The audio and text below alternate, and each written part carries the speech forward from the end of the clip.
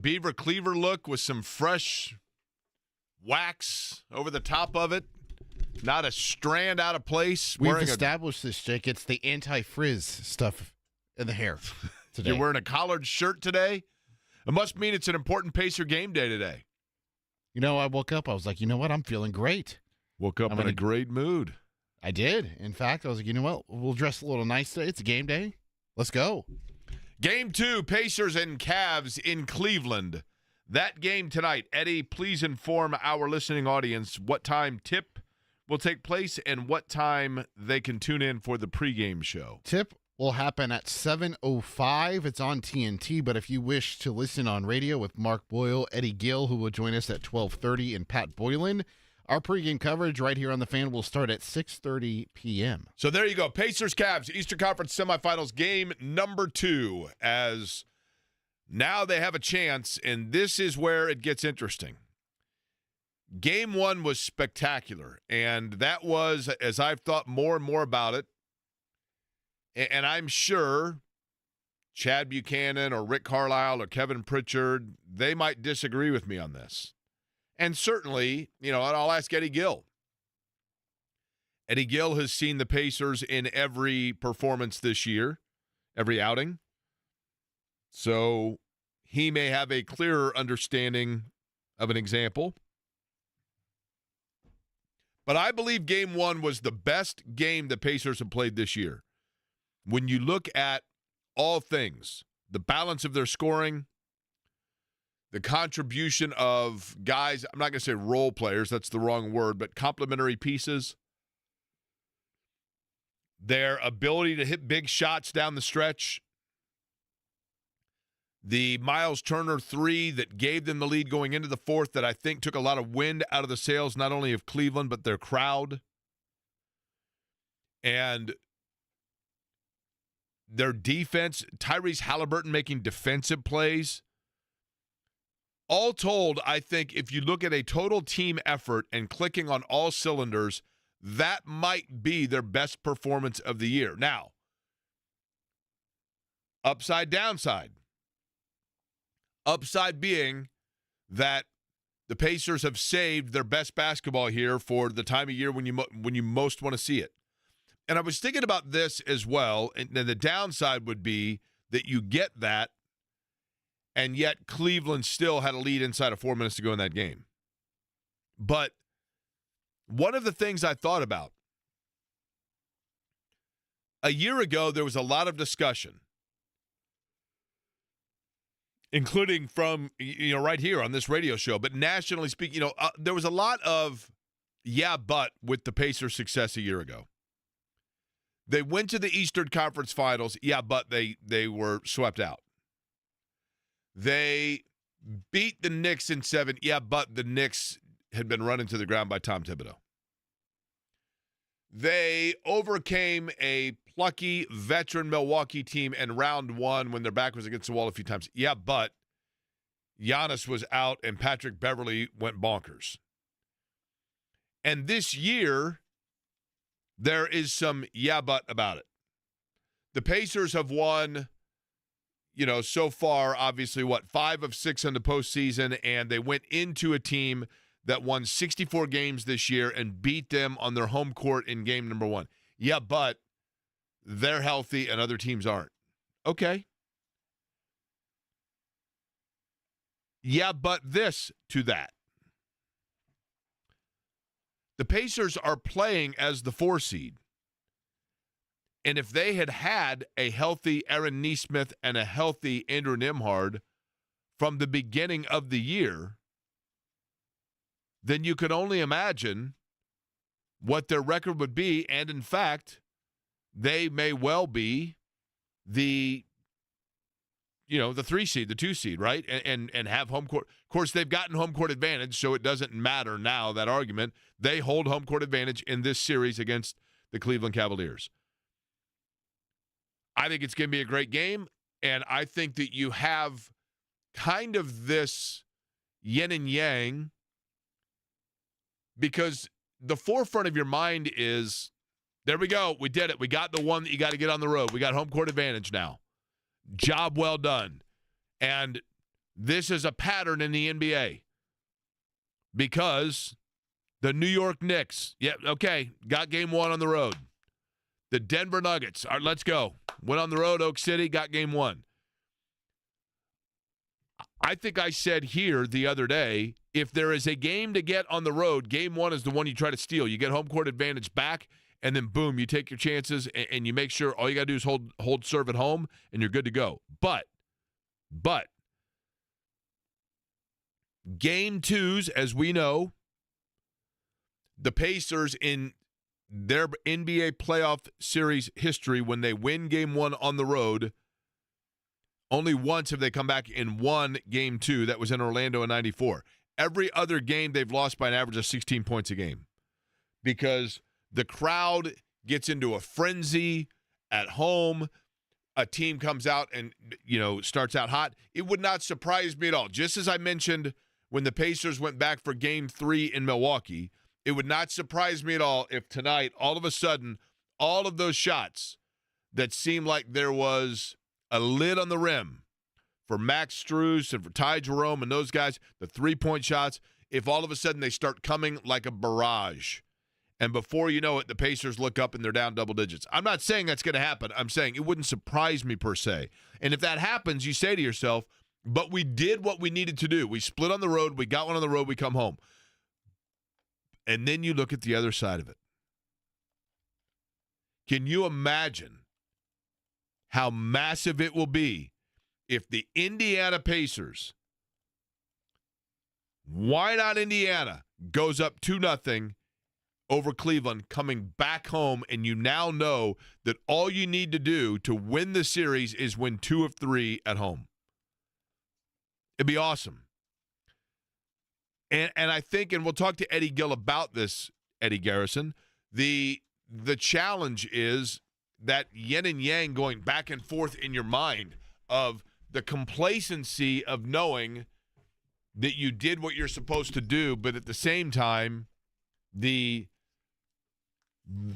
motivating yourself towards what is there for you if you win game two and go up 2-0. So you were talking about a barrage of three-pointers So we Indiana, Jake. We have these cool and catchy and hip things that we say. Yes, sirs is one of them. Okay. The other one, Sega Baba. Nobody says that. Starts right here says it. with Derek Schultz, and then I just followed the train. In Cleveland, they don't call it a barrage; they call them cavalanches. That's not bad. That's not bad. I mean, I'll give them credit. I would make fun of that, except for that yesterday I said that the Pacers with Andrew Nimhard and Aaron Nesmith always have and sirs, right? Well, that's not bad at all.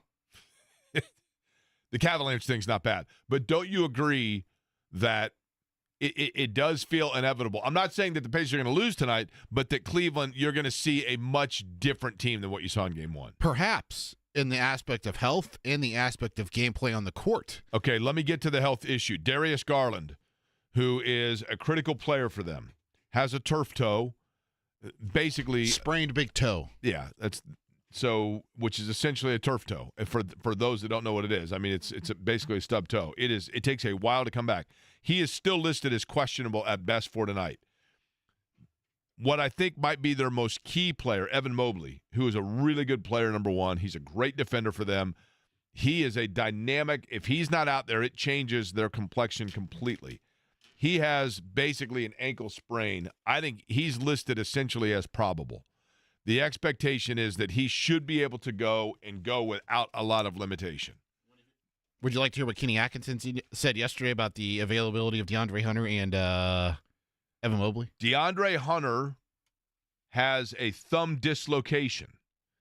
And my understanding, and at this time, they still are waiting to kind of find out just how bad that is, because a thumb dislocation is a difficult thing to contend with, and they were really waiting to see between yesterday and today how much improvement it would have.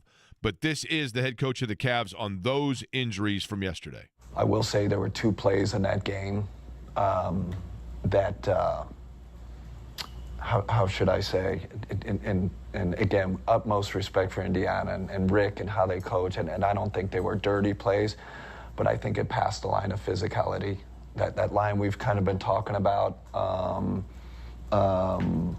you know, where it became excessive.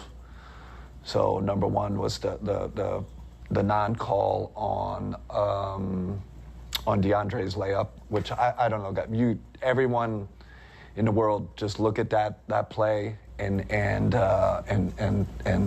they reviewed it, and I'm just like in shock.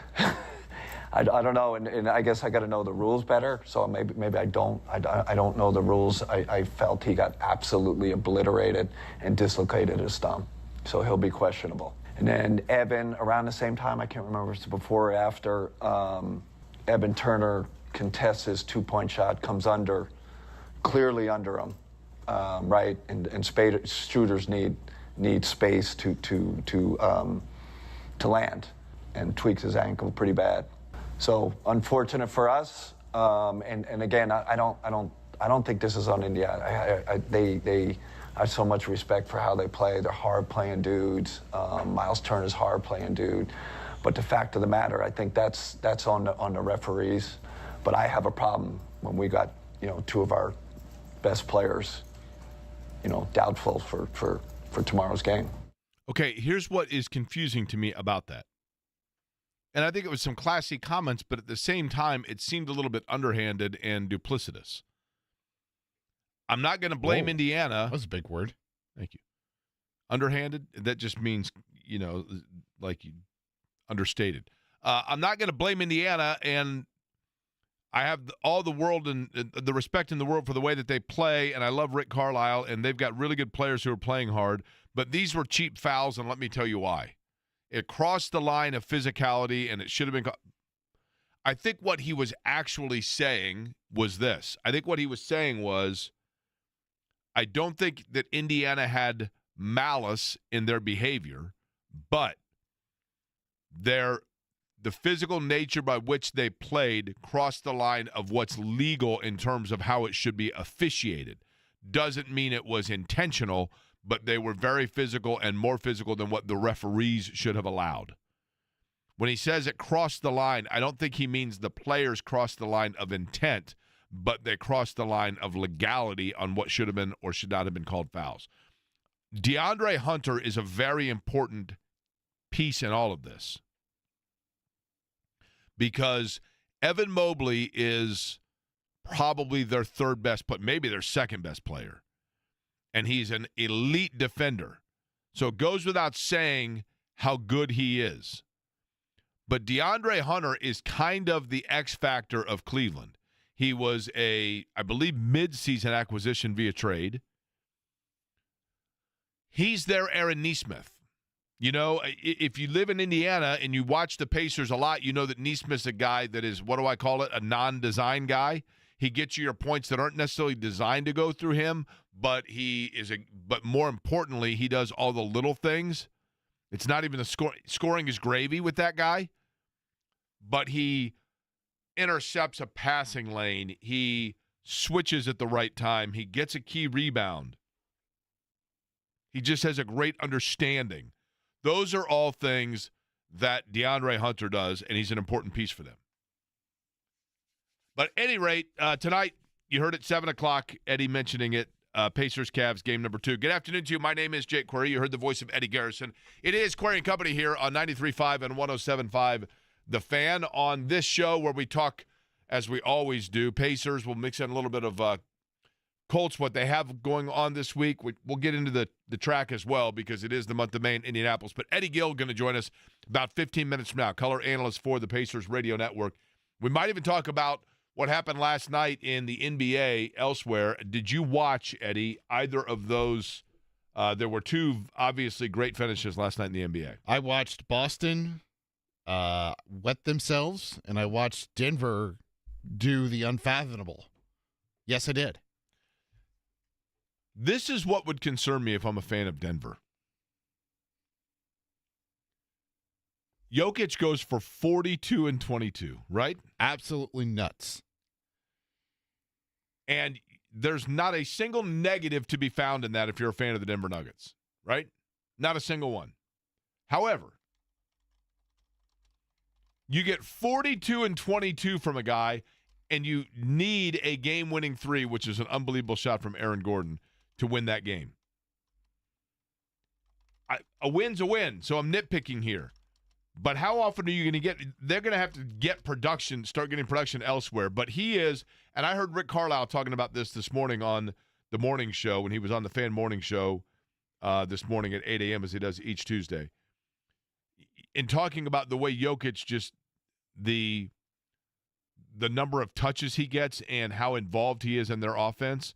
And it was interesting. He pointed out, Carlisle did, he said, I don't even know if this is accurate, but it's my understanding, and he used one of these sabermetric, formulas, offensive involvement or offensive efficiency, or it was, I think it was involved. Huh? Usage, thank you. So how often basically a play goes through the player. Jokic is number one in the NBA. Number two is Tyrese Halliburton. Mm-hmm. So, but the difference being Halliburton is basically a point guard. You know what I mean? I mean, he's the ball handling, facilitating point guard. And Jokic is just a top of the key. You know what Jokic is? I have a new name for him.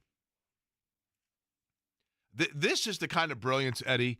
This sort of access to this kind of brilliance is the kind of thing that, and I don't know if you do this, but like, for example, when you go to see Santa Claus at the mall in December, okay, and you sit on his lap and he says, little boy, what would you like for Christmas other than more of your non-hair frizz hair stuff? And what you need to say to him is, Santa, I don't need anything because you've already blessed me with access to just this incredible mind that I get to sit across from. Really? Yeah. Okay. So here's what I've come up with, a new term. This is what Jokic is for the Denver Nuggets, and it's what Miles Turner is to an extent with the Pacers. Now, with the Nuggets, it is the primary part of their offense. It's the first thing they do. It's the first turn of the little grind that gets their offense going. For the Pacers, it's the bailout of their offense. The Pacers' ball movement and the way that they can move the ball around the perimeter is as good as anybody in basketball right now. Not to say that always will be. Sometimes those things are cyclical. But right now, their ball movement and the rapidity with which they move it around the arc and get open shots is good as anybody in basketball. And when that starts to wear down, when a defense makes the proper switch, they cut somebody off in the corner, they get somebody trapped, and somebody cuts across the top, they can't find them, then Miles Turner flashes to the free throw line area, and he then becomes Nikola Jokic, different version, I realize, but in the same role. You know what those players are, Eddie? We're going to revert back to a show from last week. Do you know what those players are? I'm curious as to where you're going with this. They're funnel ball. Oh, Funnel ball, okay. as we talked about, funnel ball is that game on a playground that nobody plays. Or in Eddie's case, what Eddie said is it's just the fat kids playing it. Did not say that. I think you did. Did not say that.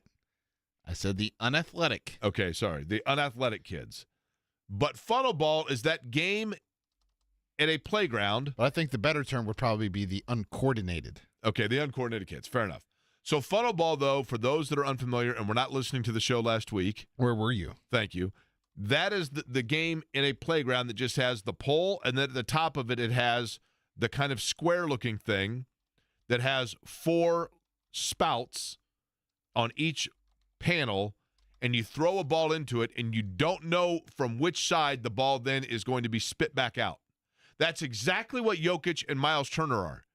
If you are an offensive player, Jamal Murray, Christian Brown for Denver, you're trapped, you're stuck. You go to the middle to Jokic, and then you don't know which of the other 4 is then going to get the ball as it spits back out once he gets it or he shoots it.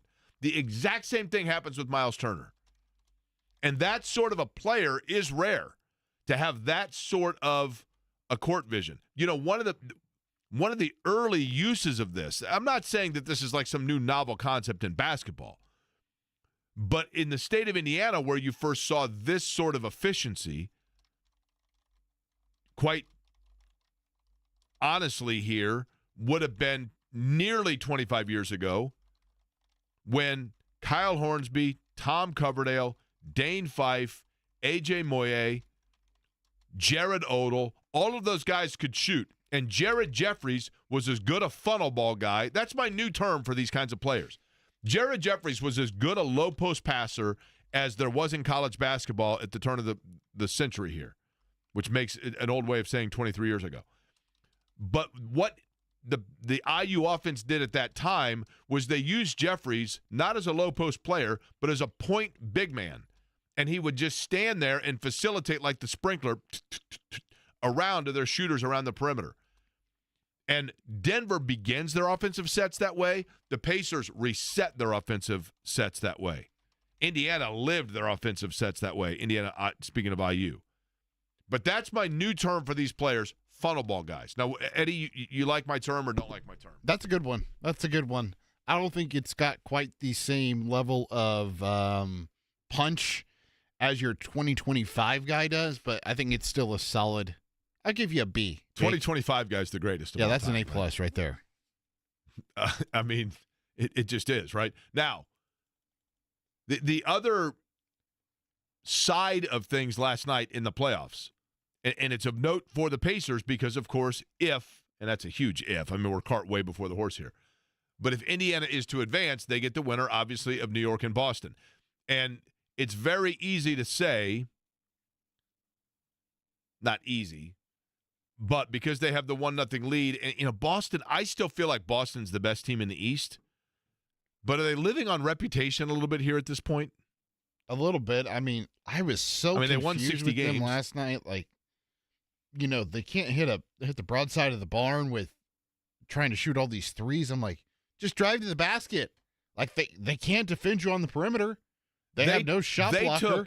They took 60 3-point shots. Live by the three, dive by the three. 60 3-point shots. And I think those two inbounds after the timeout, the one to end regulation and then one to end overtime, what was the point of a timeout there? Like, they could have drawn that up themselves on the court. 60 3-point shots. How many did they make? 15. Jaylen Brown missed 9 of them. I love Jaylen Brown, but sometimes it's not your night. If the Pacers were to play the Knicks, I watched this last night in New York, and I have decided I have a formula that beats the New York Knicks, and I don't think Boston did it enough. And I know that Porzingis now, there's question about his health now for the rest of this, but the big acquisition for the New York Knicks in the offseason, the difference between the Knicks of a year ago that the Pacers eliminated and the New York Knicks of today, again, cart way before the horse here. You got to deal with Cleveland, who there's no guarantee the Pacers, even go 6 with Cleveland. Who knows, right? But you just go to Karl Anthony Towns and you absolutely challenge him on every possession. And you wear him down. And he is a wonderful player, but he spends a lot of time getting up off the floor, and he is laborious as he works his way down the floor. You just go right at him, and you go right at him, and you go right at him. You play Karl Anthony Towns the way Jalen Brunson plays every guard that he goes up against. Wear down, wear down, wear down, and you just know in the fourth quarter, and that's been the Pacers' bread and butter. Fourth quarter, game on the line. We've been fresh. We got 5 guys on the floor that can all shoot. We moved the ball around. You've been chasing us all over the place. Let's go. We're going to make big plays. Eddie Gill will be the color analyst tonight on the radio network, as he has been each and every game this season with Mark Boyle, and he joins us on the other side.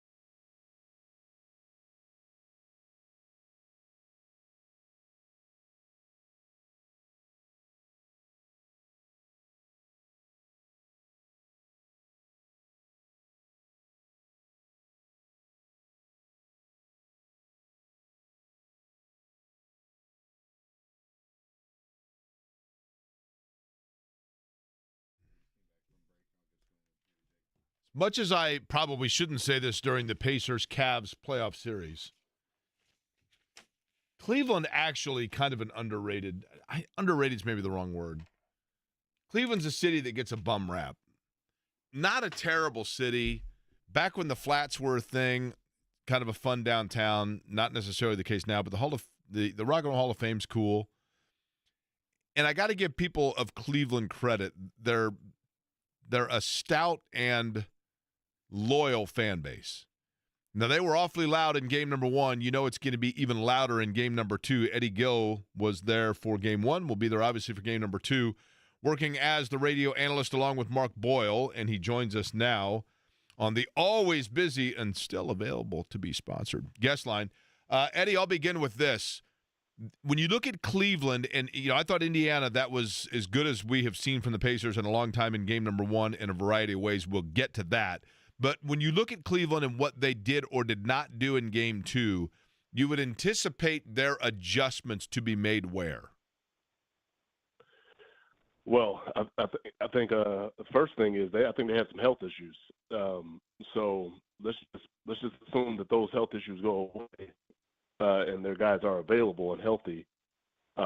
Darius Garland, they missed him sorely throughout the game. I thought Donovan Mitchell was completely gassed, even though he put on a Herculean performance in that third quarter.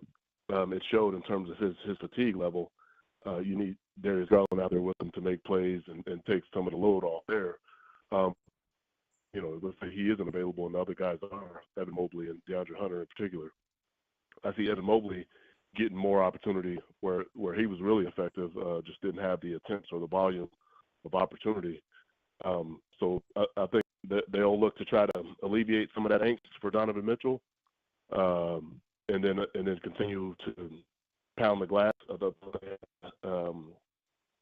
success of the third quarter. That's one place of deficiency for the Pacers throughout the season, although I thought they were competitive and did well in the first game. Okay, so, and by the way, in terms of the health status, we mentioned this earlier, but I'll repeat it again. Darius Garland still listed, I think we would say, as questionable. There has been no update. Evan Mobley, I think, is expected to go tonight with an ankle injury, and then DeAndre Hunter is questionable as well. He has a dislocated thumb. I think Hunter is a very important kind of X-factor type player for Cleveland. But, Eddie, I mentioned this earlier, and I want your thought on it because you have seen the Pacers obviously very closely all season long. Game number 1, was that the best in terms of balanced and from start to finish that we have seen the Pacers play this year? It's up there. I don't know if it was the best because they did the same thing against Milwaukee in the first round. The way they start these games and throughout the season, sporadically, they got off to slow starts and had to battle back and come up with some heroic finish to win the games, which is a testament to their resiliency and showed that they continue to continue to fight throughout adverse situations. But not at all throughout these playoffs. They've done a great job of starting these games.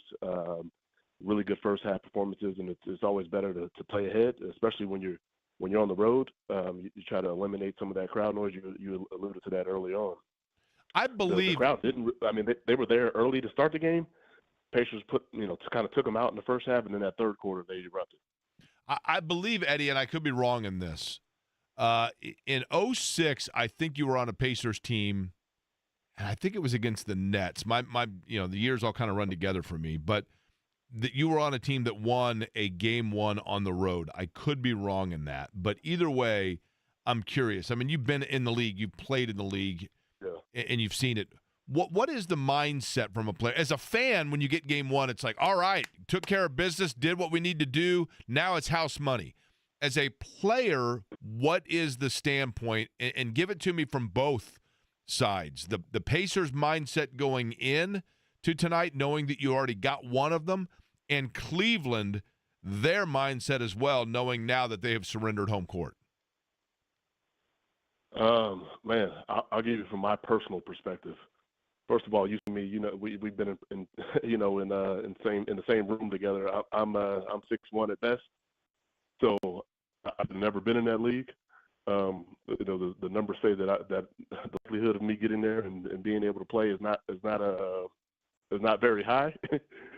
So I got a little bit of a little man syndrome, so I can get, I'm a little crazy when I do get on the court.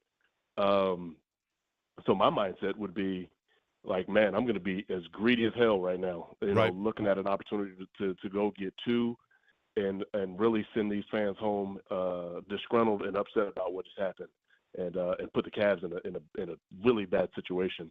I used to love going on the road and try to have that same mentality, just amongst my teammates, to be able to go out there and ruin what could be a great experience for the home crowd and the home team.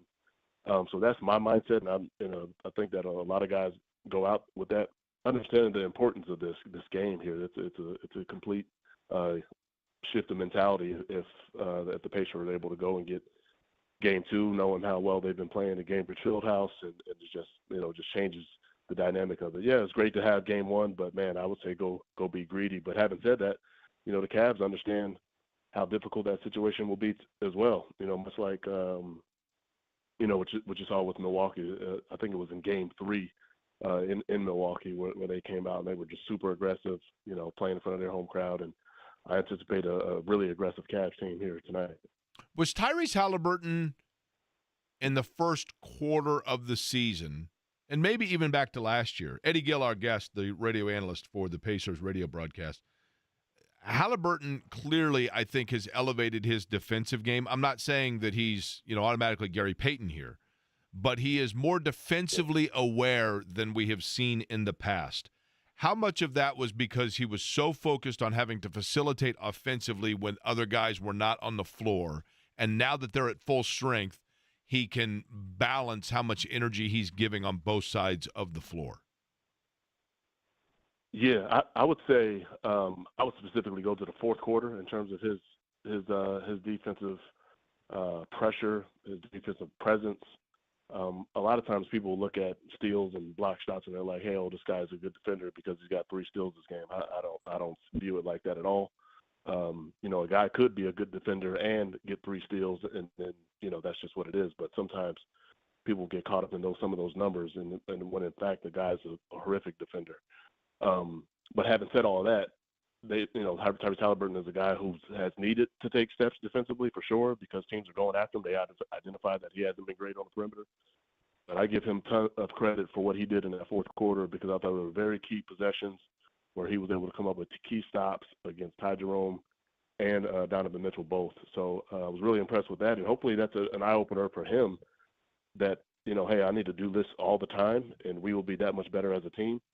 But, when you're playing alongside guys like Andrew Nembhard, Aaron Nesmith, Ben Shepherd when he checks into the game, Jarris Walker, when you see guys around you doing that all the time, you hope some of that starts to rub off, and it certainly did there in that fourth quarter. Eddie, when you were a player at any level, high school, college, professional, whatever it might be, I talked about this a lot yesterday, but I wanted to give you the opportunity to educate myself and our listening audience on this, okay? Championship teams always have star players. Maybe not the Pistons of 06, but they usually have one of the 10 best players in the league on a championship team. But what championship teams also have that very good teams do not are glue guys that just do a little of everything, even when they're not necessarily asked to do so, and they're perfectly willing to do so. And I say that, and Nembhard can be that guy, but I yesterday confessed my love for the game of Aaron Nesmith and just how he is such a security blanket and insurance policy for the other 4 guys on the floor that masks a lot of things that allow, like if you make a mistake on the floor, whatever it might be. I just think he seems to always be Johnny on the spot.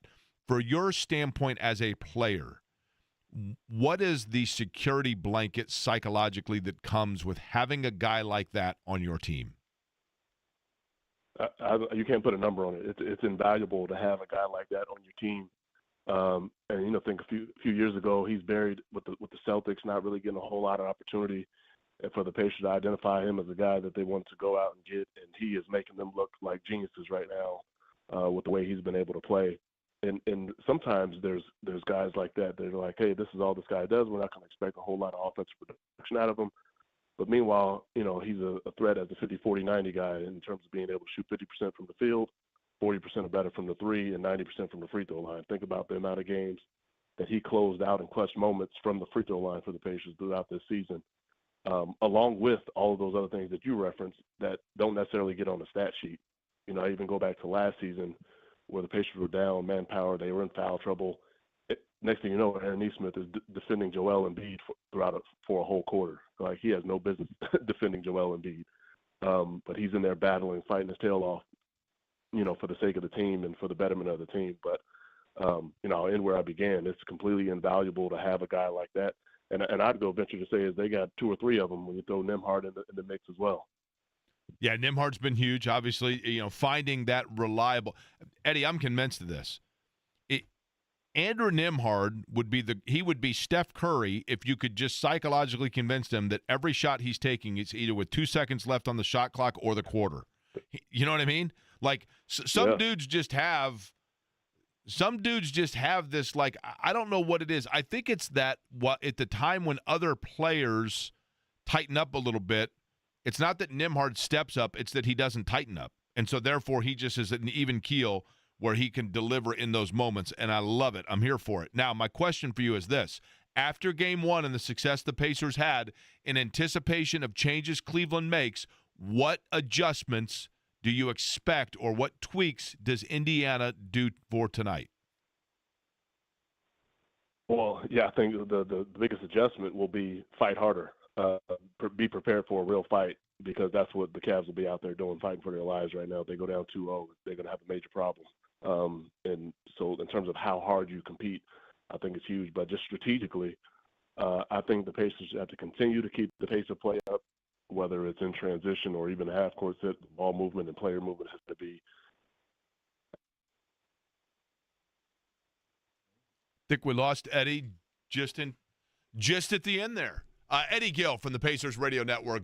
Fear not, folks. You can still hear him tonight with Mark Boyle. Pre-game beginning at 6:30, tip-off at 7 o'clock tonight. Always appreciate the time from Eddie in Cleveland. Locked in, by the way, in terms of former Pacers for tomorrow after the game. We will get a breakdown as well, hopefully talking about a 2-0 Pacer lead from another returning guest to the program that is a former Pacer. I'll tell you who that is when we return. It's Query and Company here on a Friday, on a Tuesday, 93.5, 107.5 The Fan.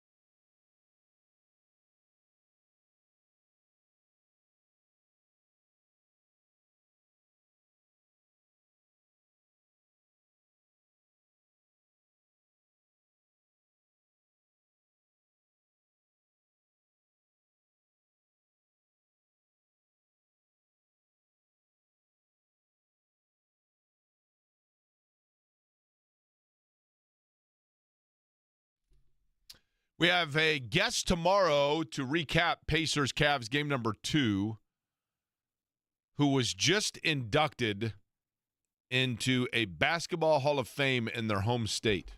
That really helps us, right? It makes us more credible. It ups our credibility. We need a lot more than simply somebody who was a Hall of Fame inductee in their state's basketball to bring any credibility to this dog and pony show. I was about to say this dog and pony show, Jake, and you just beat me to it. I mean, let's be real. Now, who's the dog and who's the pony? Oh, I'm the dog. Woof. Right? That's a good question. What kind of dog is it?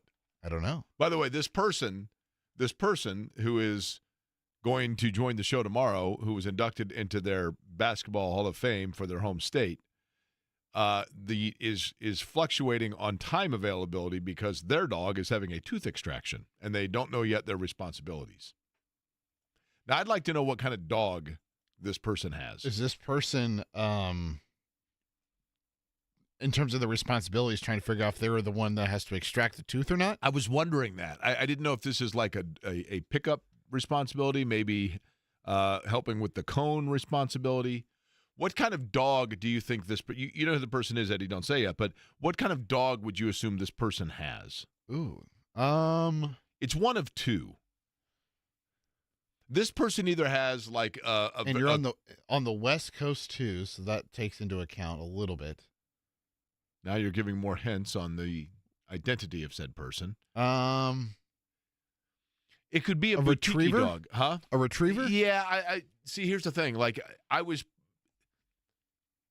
the locale of where the individual lives would indicate, a bougie dog, right? Like a little not like a little yip dog, but like maybe that's a possibility, or some sort of a here's the thing. I've got it right here. You ready? Okay. Hit me. A Labradoodle, is that what those are called? Aren't those the new doodles? That's the big trendy kind of dog? Yeah, kind of. Yeah, kind of. Yeah. I could see it being that. Austin Crozier, who just went into the Southern California Basketball Hall of Fame, going to join us tomorrow.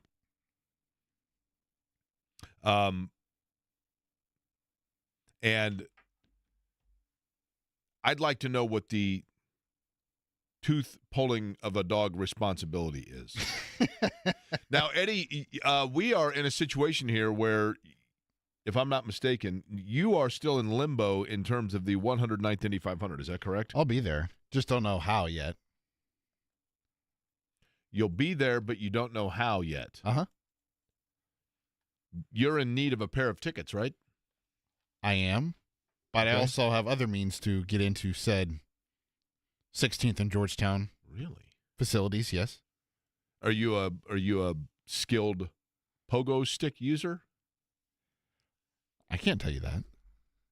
You're going to pogo yourself over? Have you ever camped out like in the Coke lot? No. I'm I'm afraid to camp out in the Coke lot. Would you ever spend the night over there? Would you glamp? Do they still do the glamping? I don't think they do they? I have no idea. I don't even know what that is. The glamping was the glorified camping that you could do in the infield. It came with a tent with electricity and a little shower area and et cetera, over by the golf course. And you could camp there, but like in a glorified camping setup. I will say this. I would love, and I love with everything in my heart, I love and I'm honored in all of it by the responsibilities and the fortune and the blessings that I have when it comes to the Indy 500 in terms of my job role there and all that comes with it. It means the world to me, and I hope people that listen know that it means the world to me, whether you're listening to this program or you listen to the broadcast itself. One thing that I would get a real thrill out of, every year I think this to myself, I would love one year as an adult to be able to just go and spend a day and just get a tenderloin and get a draft beer and just sit in the stands and watch the cars. I would love it. I also would love to just, I don't know if I can go so far as to say the night before the race, but it would be really something to just tailgate or just do it the way people do. I think the 500, one of the things that's so fun is this time of year, there are so many people that I literally know people, guys that are listening right now, and not to say that this wouldn't be the case with women as well, I guess, but I know so many people growing up here in Indiana that when they get married, they basically say, here's the thing, though. Every year for the Indy 500, between Thursday and Sunday, I'm going to be like I'm in college. And it's like, okay, I get it. No matter, you know what I mean? Yeah. And to be able to just go and with no agenda between like Thursday afternoon and Monday morning and just do nothing but soak it in and enjoy the suds and enjoy a Surfside and enjoy a tenderloin. I think it'd be awesome. Got the solution, Jake. Okay. So artificial intelligence, we can take some AI for your voice, and then all we have to do in terms of your spot in the turn 3 perch is put Ron Perlman there and have Ron Perlman stand there with a headset on, and we can have all these AI recordings. I can send it over to Chris Pollock and Corbin Lingenfelter. Boom, there you go. You are taken care of. It's got to be fairly instantaneous. You know, the first year that I was in the turns, the very first year I was in the turns, I'm almost embarrassed to say this now. The very first year I was in the turns, Mike Byron was my spotter, and I took a poster board, literally a full-size poster board, and wrote on the poster board the entire field numerically. Wait a second. You trusted Byron to be your spotter? Yeah, that was the first mistake, right? I thought that's what you were embarrassed to admit. We got there, and he forgot it was race weekend. So I have this poster board, and I write down the entire starting field because I was going to lay it down where I was standing so that I could look down at any point without having to look at a sheet of paper. It's actually, in theory, pretty smart. And I have all this ready to go, and I'd never been in the turn, and it was only my third year on the broadcast, and I'm like, I want to get this right. I want to get this right. And they go into turn number 1, and here comes the field towards me. And I just remember thinking, as a kid, when I listened to the radio, I always wanted to know, did the field make it cleanly out of a said turn? So just make sure they're clean. Make sure they're clean. And just as I'm calling the race lead, I see this. Byron hits me. So he served his role as the spotter, and he points, and I look down, and I see this silver streak of a car go past me. And I'm like, what in the world just happened? And I literally just said, there's an incident in the middle of the field, and it's Mario Moraes, the 19-year-old rookie out of Brazil, in car number 32 for KV Racing Technology. And so who was it actually that got into the wreck? The car comes to a stop, and in my radio they go, it's Moraes, it's Moraes. And I'm thinking, okay, so I total luck of the draw. And he had gotten in a crash with Marco Andretti. I throw it back to the pagoda, whatever, and I looked at Byron, and we both looked down and, like, picked up the poster board and tore it up and, like, put it in a trash bag. And I'm like, yeah. You cannot. It happens so fast. There's just no way to prepare for any of it, and that absolutely was the classic definition. Look it up in the dictionary of baptism by fire. So quickly here before we get to Stephen Holder, it would have sounded like this with AI. There is a crash in the middle of the field, right? No, AI is much more advanced now, Jake. Do you have like a chart or like something where it's like a picture of each of the cars? Because I know sometimes different teams will have different cars for the 500, so it's not the same car that you may see like last weekend in Alabama. That's always a challenge. No, because over the course of the month, or whatever, over the course of the month, I see so much. You know, I'm doing every practice, qualifying, everything else. If they change a paint scheme, Scott Dixon one year changed a paint scheme once he had qualified for the race. They I can't remember if it was Camping World or somebody went on his car, and the car suddenly was totally on race day looked totally different than it had the rest of the month. That tricks with your eye. But no, you're pretty used to it because you've seen all the practices plus the qualifying. You know that. I don't have a computer. I don't have anything like that. I have a flip sheet. I have a notepad where I write down the top 8 on every restart, and then I just look as they're coming towards me, and if somebody steps out, I look at my eye, and I go, okay, 6th. My sheet, they're 6th. Boom. I mean, it's... And I'm assuming you just write down car number. You don't write down driver name? I actually write down the name, but I have a couple of them where I use the initials. For Newgarden, I always just put JN. I don't know. For Pato, I just put Pato. New.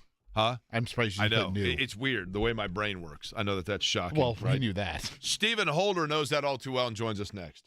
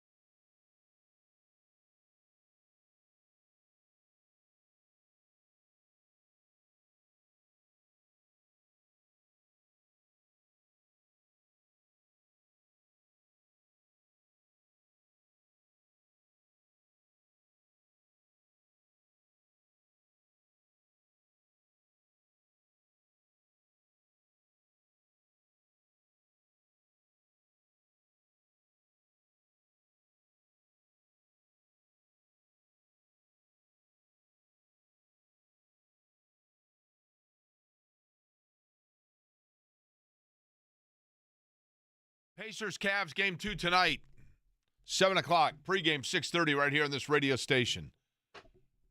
Colts rookie minicamp getting underway later, I believe, this week. As a matter of fact, Friday. I just spoke with the American Dairy Association of Indiana, and they have their media milkshake availability coming up next week, and that is on the same day that apparently the rookies for the Colts will be out at the Speedway, which has become a tradition as well. And I think they also get some milk because it does a body good, if you're not aware. Joining us now, and I'm sure thrilled to be doing so based on that introduction, he is on the always busy and available to be sponsored guest line, Stephen Holder of ESPN.com. I just threw out 3 topics, Stephen. Colts Pacers 500. I will let you pick which you would like to select as our first topic of discussion here. Well, we can save my 500 expertise for last and start with the Pacers, I guess. Okay. You watched game 1. You had covered a lot of the Milwaukee series, so you got to know the Pacers a little bit closer. Your thoughts on what Indiana might need to do differently in game 2 because you would anticipate Cleveland taking away from them after game 1?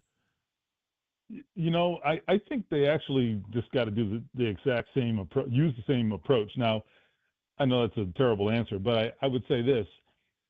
They're a hard team to strategize against. Okay, if you're the Cavs, what are you going to take away? It's not as if they're a very, one-dimensional or two-dimensional team. The Pacers can do just about everything. That doesn't mean they're the best team in the NBA, but I'm saying the way they play, the way they win is they do it in many, or can do it in many different ways. The other night, certainly the three-point shot was just on fire, so you're not going to get that every night. But even if it's not, I mean, they have guys outside of their stars who can still create shots. So that makes you less reliant on the three-pointer, right? They are defending as well as I've seen them defend at all in this iteration of the Pacers team, and really making the shots tougher on the other team. So it's not as if you can attack that weakness. They are a team that moves the ball. They can play fast, but they can also play in the half court. That is what I think has been their calling card right now, is just the fact that there's no one thing you can zero in on and say, we're going to take this away, and if we do that, we win. Because what is that one thing? I don't know what it is. I really don't. If I'm the opposing coach, they get paid more than I do to figure that out, obviously. But I'm just telling you, I think that is one of the keys to their success, is that you can't sort of just boil them down to this one or two things that you can stop them from doing, and that automatically gives you the edge. That's a great position to be in if you're the Pacers, because you can kind of adjust to your opponent just about any way you want. So we'll see. That's my take on it. It's not exactly answering your question, but I think it's an interesting part of their story. Okay, Stephen, obviously, you pay attention to the NBA playoffs, right? Yes. Now I'm going to hit you with one here that you're going to say, and here's what's going to happen. At first, you're going to say, I don't know, that's kind of ridiculous. Then you're going to think about it for a second, and you're going to say, that's actually a great question. Okay? Now, I can tell you already this is the pattern here that's going to go through your mind with this question. Are you ready? I am. True or false? This year's NBA champion will hail from a city that has not won a Super Bowl since the year 2000.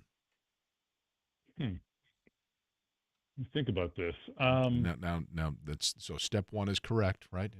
Yeah, that is true. Yeah. I actually think that is since 2000, huh? Mm-hmm. Well, that would eliminate the Celtics, I assume. Yep. And then I'd say, I think the odds of that are actually pretty good.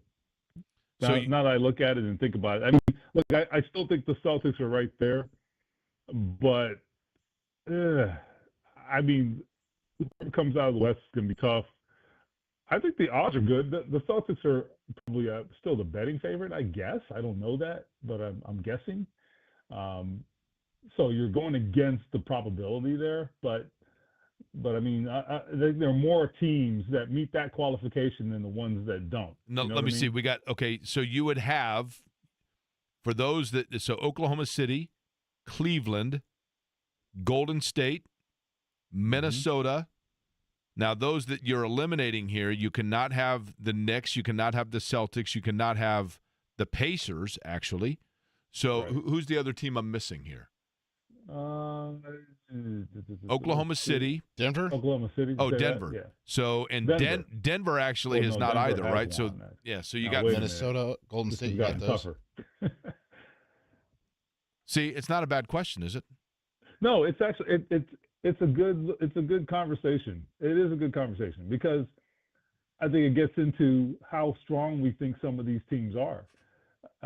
It begs that question, right? I mean, I think if you had to pick your life depending on a team, or your life depending on this decision, if you had to pick one team right now, I don't know who I'd pick. I guess I'd maybe go with the Celtics, even though I don't love what I saw last night, but I think they're the best team. I would agree with that. And they have two different guys that on a given night can carry you, right? Oh, 100%. Yeah. They're deep.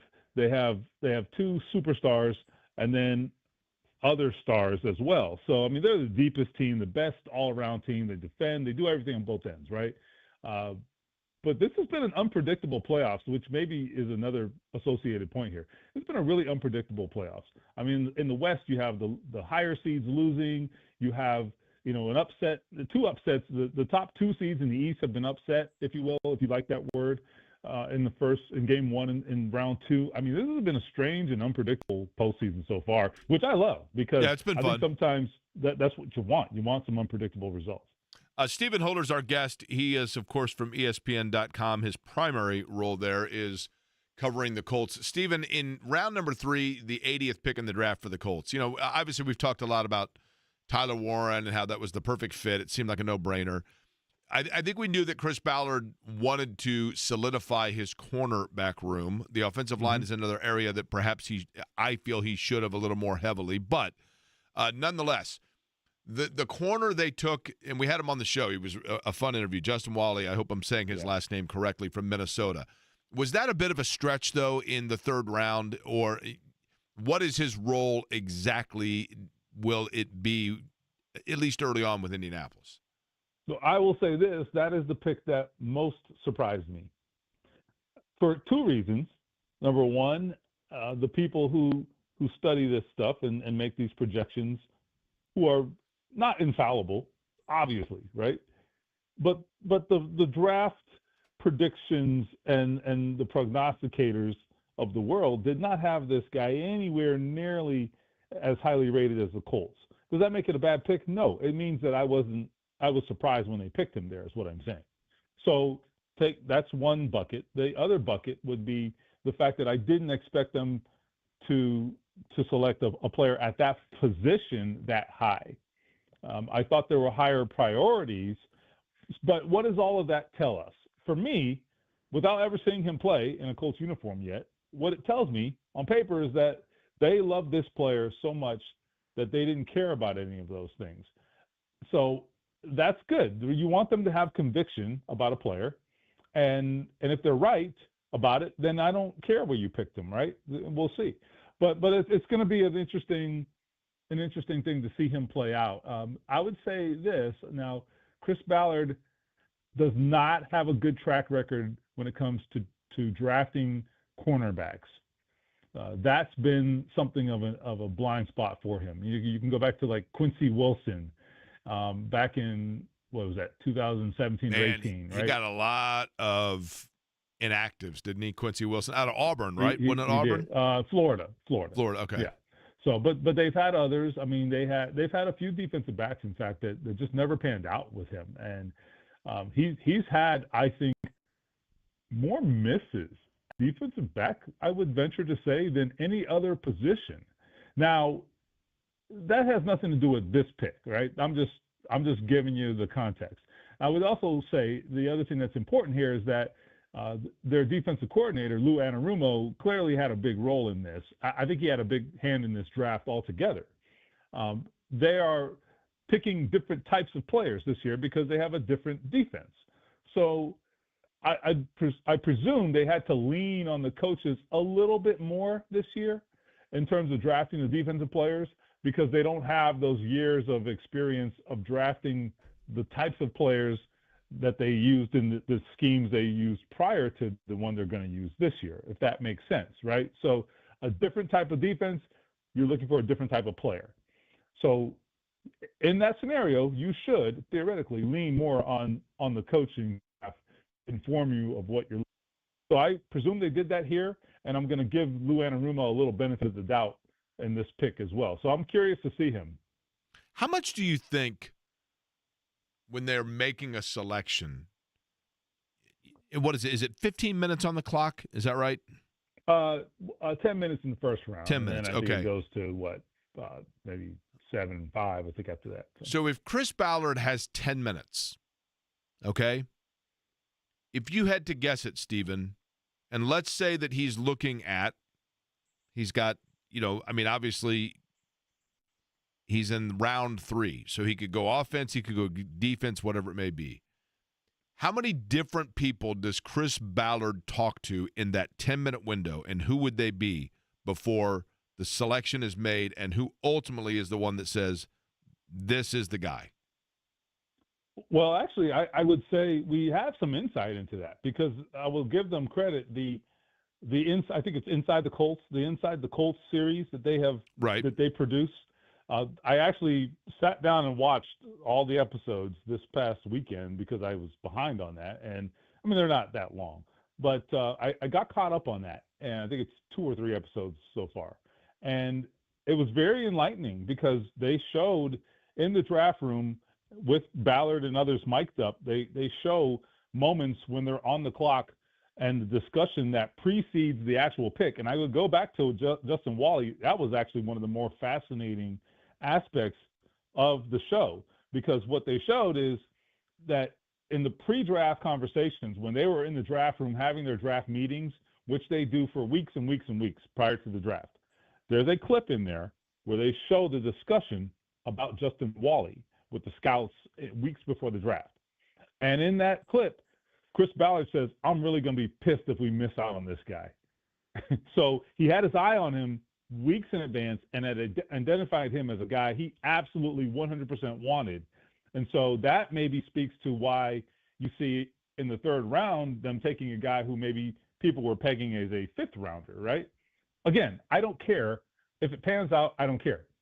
I mean, Julian Blackmon was like that. Now, Julian Blackmon maybe isn't, a Colts Ring of Honor player, but a very talented player who was, I think, undercut by injuries.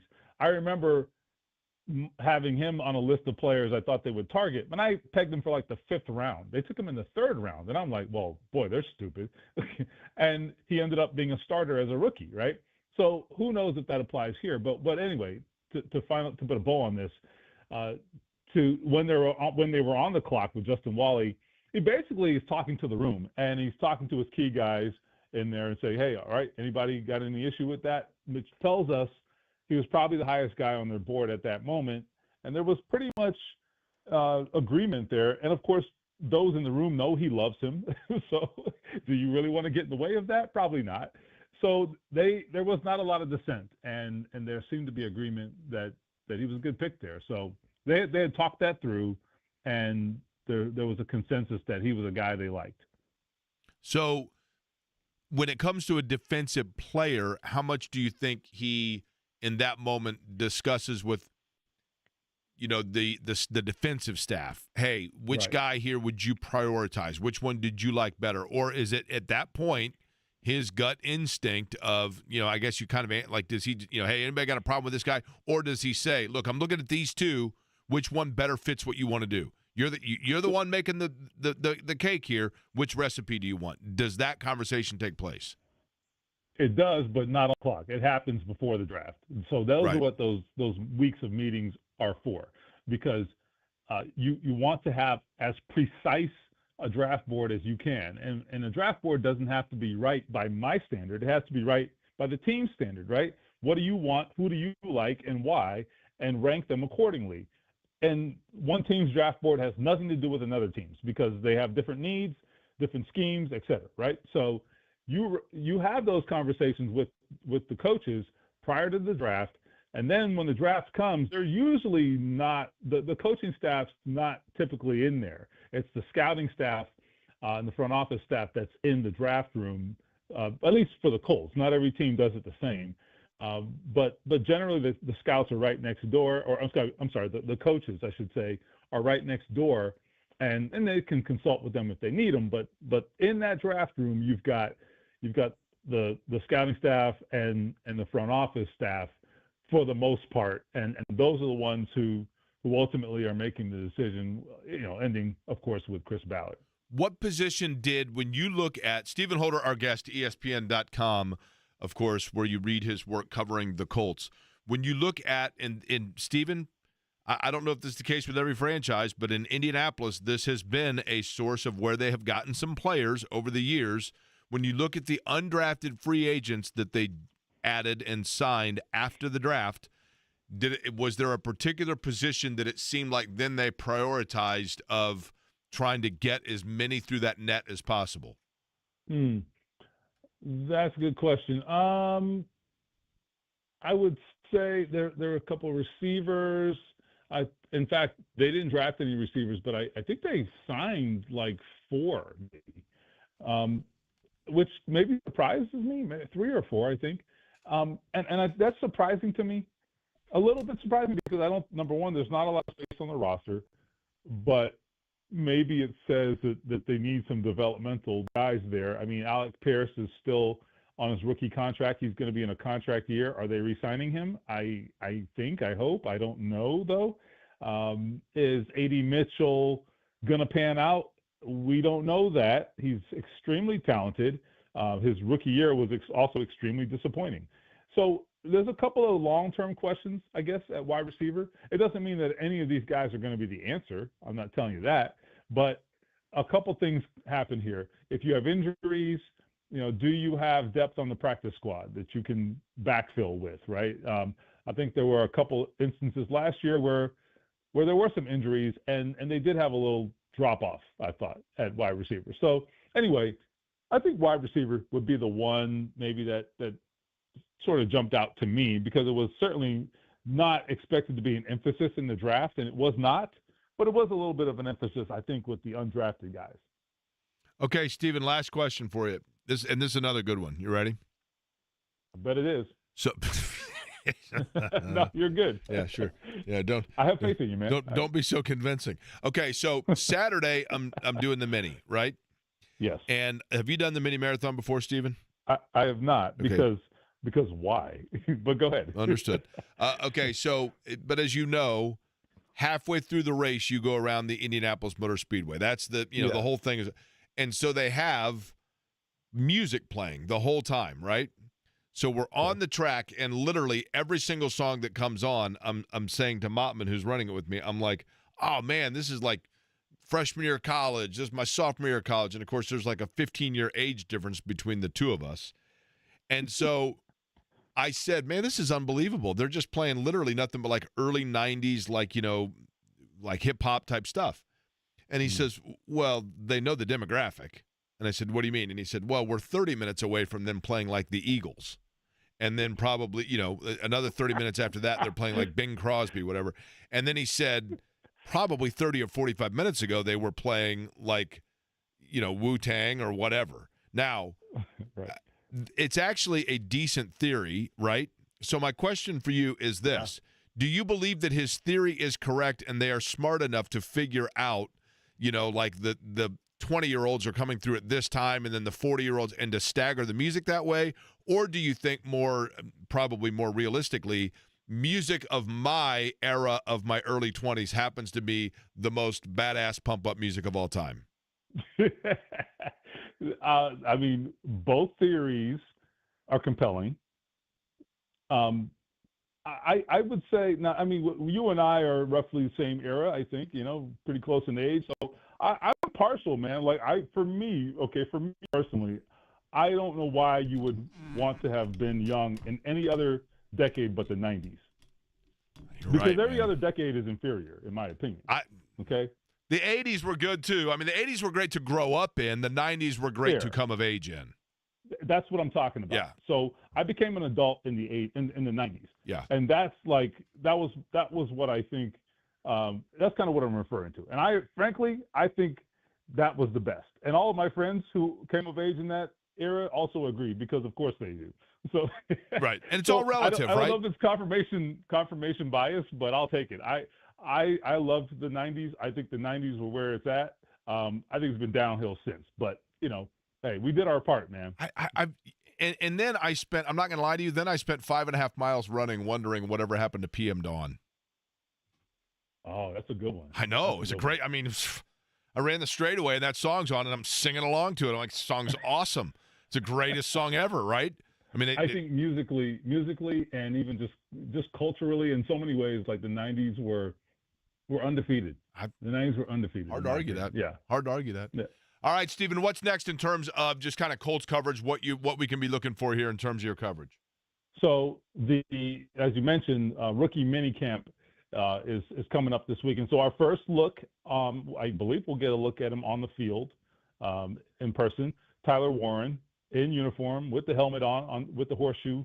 So that'll be interesting. We get to kind of assess how he's doing. We'll talk to him and hear some of his thoughts, and also the other rookies as well. So interesting opportunity this starting on Friday afternoon. So look for that. All right, Stephen, we appreciate it as always. All right, you got it. Go listen to Jock Jams 92 now, I guess. Relive the golden days. Pacers Cavs. We'll take a look back at something that happened last night that was pretty remarkable, and a yin and yang. Is it good or is it bad? I'll tell you what I'm talking about, and we'll explain next.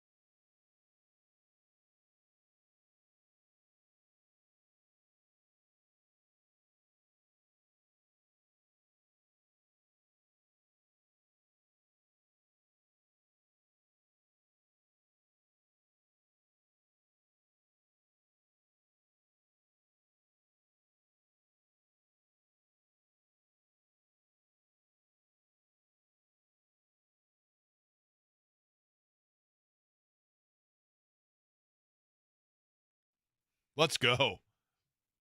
Whatever happened to PM Dawn? Anybody know? I have no idea where PM Dawn's even from. It's a great tune. And the best thing about it is it made that crap song by Spandau Ballet worth having. Jersey City. That's where they're from? Mm-hmm. That dude looks so like he would be from Southern California, like ever, right? Now, is PM Dawn is the guy? Who's the lead singer? Does it say who the lead is for PM Dawn? Let me see. You know, is his name Atrell Cordes? What's the last name? Cordes. Well, where's the M come from? You said his first name's Petrell? Atrell. Oh, Atrell. Okay. Attrell. I mean, I realize PM Dawn is some sort of oxymoron. His I'm sure it's supposed to mean stage name was Prince B. Mm-hmm. Well, Prince M, apparently. Telling you, PM Dawn was awesome. That song was awesome. The rest of them I have no idea. His brother was Jarrett, and on stage he was known as Eternal or DJ Minute Mix. Now, I'd like to know if anybody remembers this, because this is one of those things, I kid you not, this is one of those things. Do you ever have this happen, Eddie? And we're going to get into what I was talking about that happened last night in the NBA in just a second here. Do you ever have it happen where there's something that you have a memory of, some factoid or some memory, and then over the course of time, no one in your world remembers it, and you're like, I know I did not make this up? Yes, occasionally. Okay. There was a band, pretty popular band, okay, Living Color. Now, In Living Color was a TV show, a sketch comedy show of the same era. But Living Color was a pretty popular band in the early 90s, late 80s, early 90s. Their biggest hit was Cult of Personality. I thought Middleman was a better song. Glamour Boys, another big song by them. I kid you not, I remember this, and I appear to be the only person that remembers this, and I would love for anybody to back me up on this. And I'm going to guess 1990 or 1991. JMV would remember this. I am convinced that the lead singer of Living Color, maybe it wasn't the lead singer, maybe it was like their guitarist. I'm pretty sure, though, it was their lead singer. I'm fairly certain of two things. Number one, they opened for the Rolling Stones at some point in Indianapolis, Indiana. And number two, the lead singer or a key member of Living Color at a concert in Indianapolis. Now, whether it's the one where they opened for the Rolling Stones or not, I'm not certain. But there was a concert in Indianapolis at a smaller venue where a key member, if not the lead singer of Living Color, accidentally fell off the stage and fractured their neck. There's no way that I just dreamt that one night and never forgot the dream. That had to have happened, or else why else would I have remembered that? But anytime I mention it to my buddies, they're like, dude, I have no idea what you're talking about. Like, how do you not remember? Does nobody else remember this? And I literally cannot find verification of this anywhere. Was anybody at that concert? Does anybody remember this? Am I hallucinating? This has bothered me for 30 years, if not more. I really would like to know from anybody that might remember whether or not I'm completely out of my mind. But I'm convinced of this, and literally, I've never heard anybody that can verify it. Last night in the NBA, interesting situation because of the semifinals games in the Eastern and Western Conference. The road team has now won all three, correct?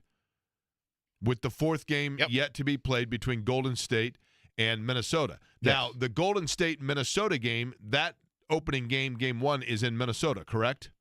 Yes, tonight after Pacers and Cavs. When you win on the road, your team is known as what? You are road what? Warriors. Correct. So wouldn't it be ironic if Golden State actually is the only road team to not win, and they are in fact not road warriors when they're the Warriors, right? That would be something now, wouldn't it? But I want to know this. Sorry, I'm trying to hunt down which person of Living Color fractured their neck. See, now you're on a rabbit hole, right? I'm trying to help you out so it makes you so you're not insane. I'm telling you. I'd like to know. There's no way that I made this up. right? Several people are verifying that they opened for the Rolling Stones, but can anybody verify whether or not the lead singer, while in Indianapolis, fractured his neck? Or broke his neck? I'm telling you, there's no way that I made this up. Anyway, if you are Denver, you take a win, don't get me wrong. I mean, a win is a win, and to win in Oklahoma City, you take it any way you can get it. But if you're Denver, or rather, I guess better yet, if you're Oklahoma City, do you feel, even though you obviously want to be up 1-0 and you're now not, but is there any sense of, I'll use relief for lack of a better word, that you just had a game where Jokic went for 42 and 22, right? 42 and 22, 4 assists away from a triple-double. And even with that, and Aaron Gordon has a 22-point night, and even with that, they still needed a 3 at the buzzer to beat you. How often is Denver going to get, and I know Jokic is an unbelievable player, but how often are they going to have that kind of offensive output, and not to mention 18 from Westbrook, and still win a game? Does that give you, if you are Oklahoma City, do you look at it and go, okay, because we do see a lot of series. I'll bet you this, and it's not going to be Indiana and Cleveland, but I'll bet you at least one of these teams that won an opening game on the road ends up losing in 5. Ooh, really? Mm-hmm. Not going to be Indiana. It's not going to be Indiana, but one of them will. Maybe New York, maybe Denver. It wouldn't surprise me if it's Denver, because Oklahoma City's that good. I think Oklahoma City can flip a switch, right? Yeah, I would agree. I mean, they lost that game. They kind of gave it to Denver because they were fouling so quick and early and down the stretch. Like, Denver had the ball in the backcourt, and they would foul before they got into the front court or the forecourt or whatever that proper terminology is. And then Jokic gets subbed out of the game. It's a 3-point game, and Oklahoma City still fouls, allowing Jokic to come back into the game. So anything that could have gone wrong in terms of decision-making at the end by Oklahoma City did. And then as for Boston, they just have got to realize when they don't have it going from the 3-point line and figure out other ways to score. Like, they were living by the 3, dying by the 3, and meanwhile, it allowed New York to come back and steal game 1. Corey Glover. Somebody just sent a screen grab, apparently, of, maybe I've mentioned this before. Somebody tweeted to me 4 years ago about this, that Corey Glover was the guy from, I saw Corey Glover fall off the front of the stage when Living Color was opening for the Stones in Indianapolis in 1989. But that's from some Reddit, conversation. He fell off the stage at the old Hoosier Dome. He didn't break anything. I believe I saw the second night of the show in the Steel Wheels tour. Okay, hey, Jake. Jamie here. My buddy Dave said he was at the Stones concert with Living Color opening, and that's when Corey, the lead singer, fell off the stage. I'm telling you, I want to know. Look at this right here, baby. Cluster trucks arrived, and we got Pacer hats to go with it, right? Wait, what hat is this? This is the Ball State Pacers. That is sweet. Yeah. Evans brought in the cluster truck here. I believe we got the Connor Daly burger going, right? What you went with today? I did. What'd you go with, Eddie? I think I went with the chicken strips, barbecue chicken strips. Evan, do you remember whether or not a guy from Living Color fell off a stage and broke his neck? Yeah. Do you remember this? I heard you talking about this on my way in. I have never heard of Living Color before, so. Wait, you never heard of Living Color? I have not. Have you not? Hold on. See, you want to know how fresh Cluster Truck is? They are so fresh that the stuff is so current that they've never heard of Living Color. If that offends anybody, I'm only the marketing person. No, I get it. Okay. Do you know Cult of Personality? Man, I'm scared to answer. All right, Eddie, I'll tell you what. We come back, fire up a little Cult of Personality and see if. Sure, okay. I don't know who that is either.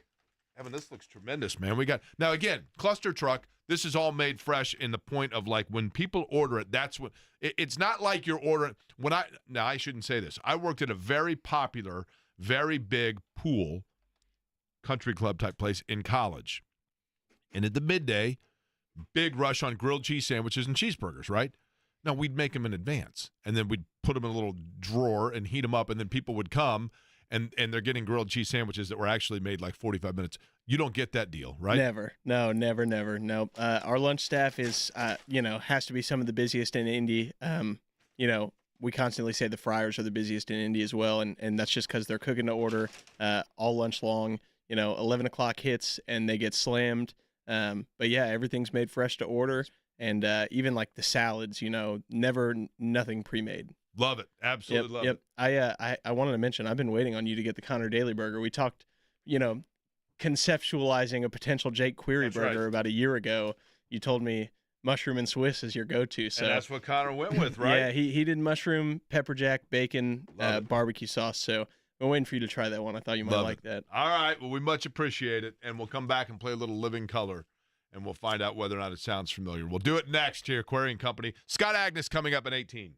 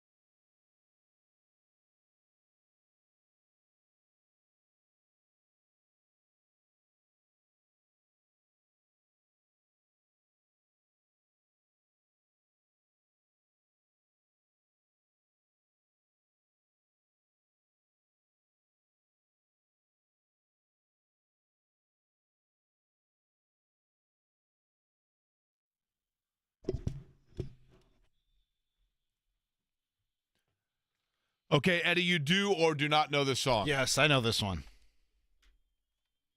I thought Middleman is their better song, but this is their staple hit.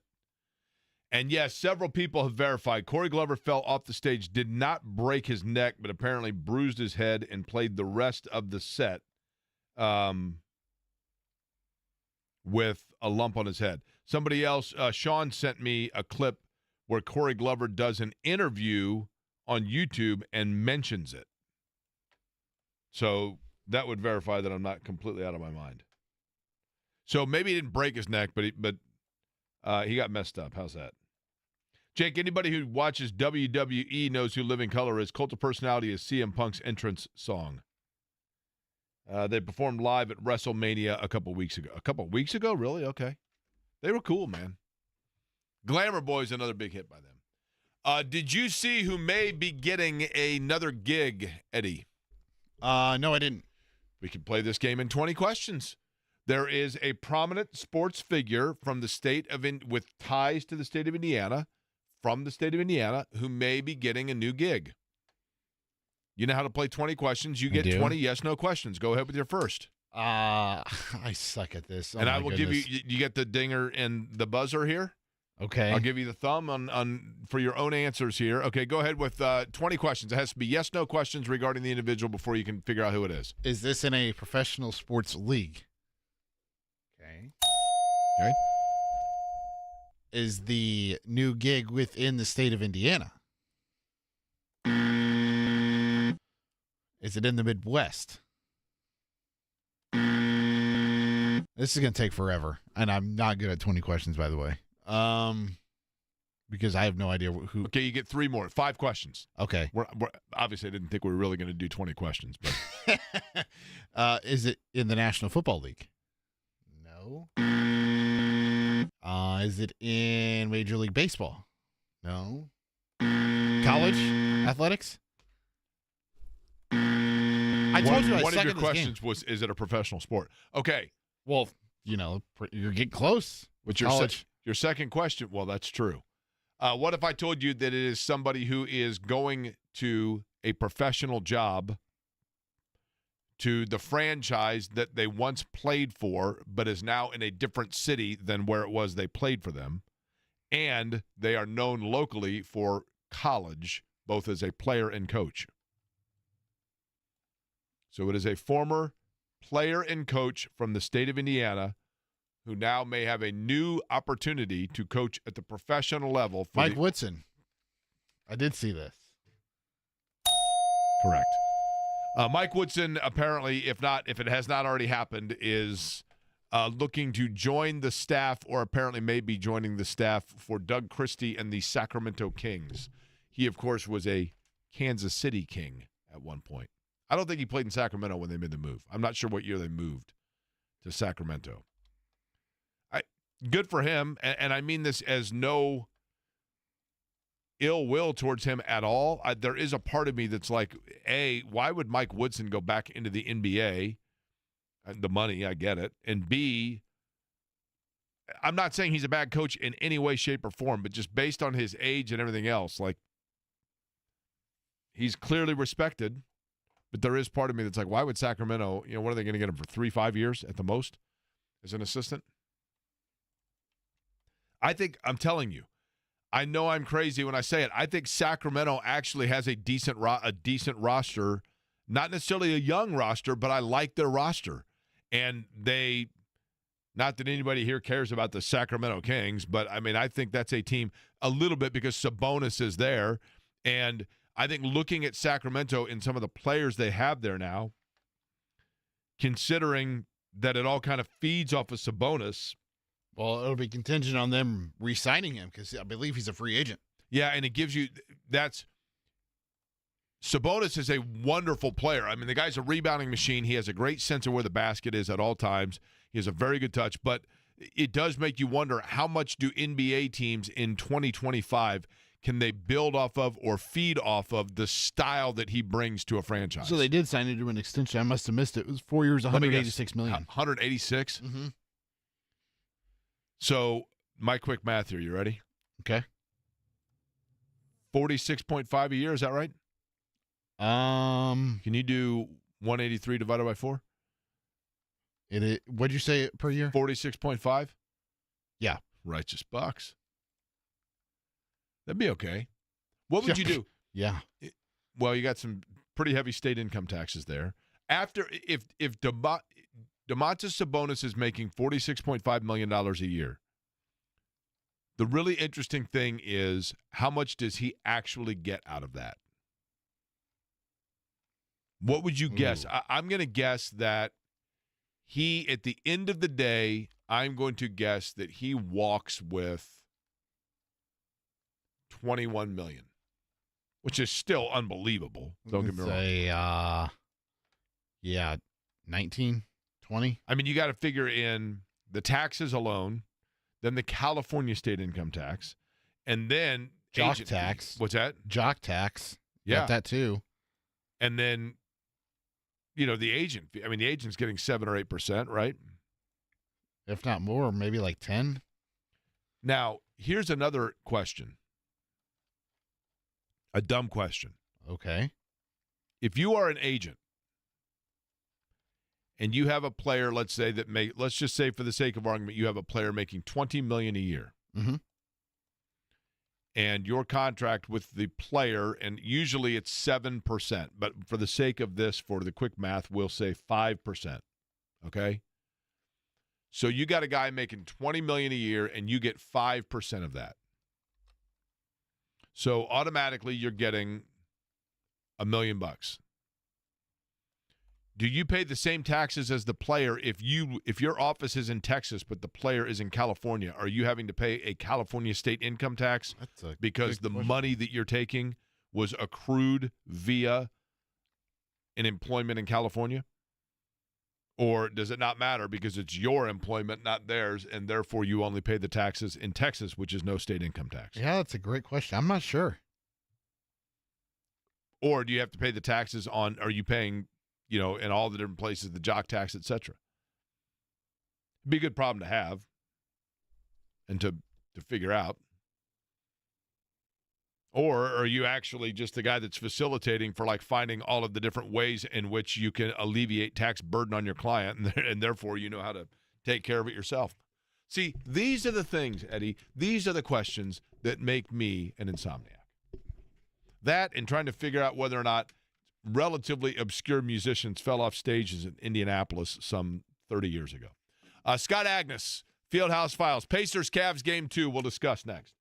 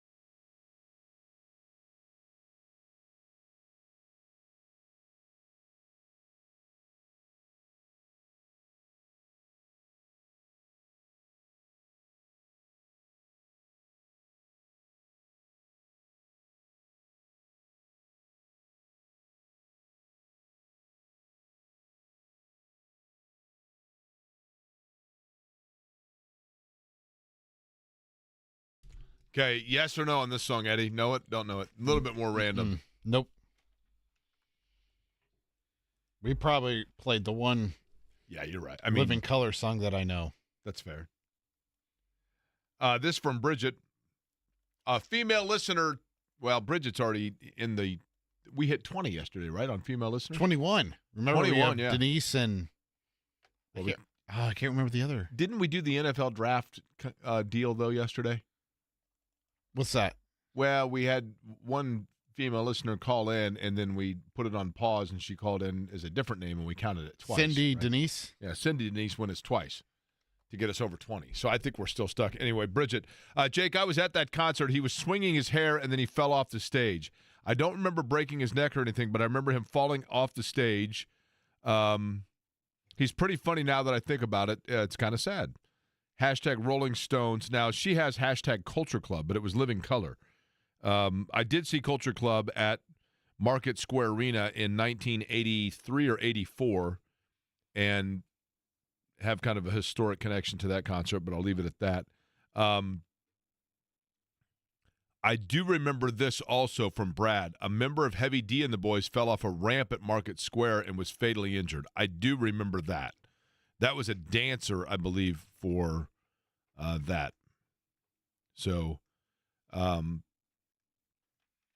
that's where that is not what I was confusing that with, though. Okay, so Pacers and Cavs tonight for game number 2 in Cleveland. Rick Carlisle joined the guys this morning on the morning show. Scott Agness will join us just a little bit, wrapping up fever practice. But I want to talk about some of the things that Rick Carlisle got into.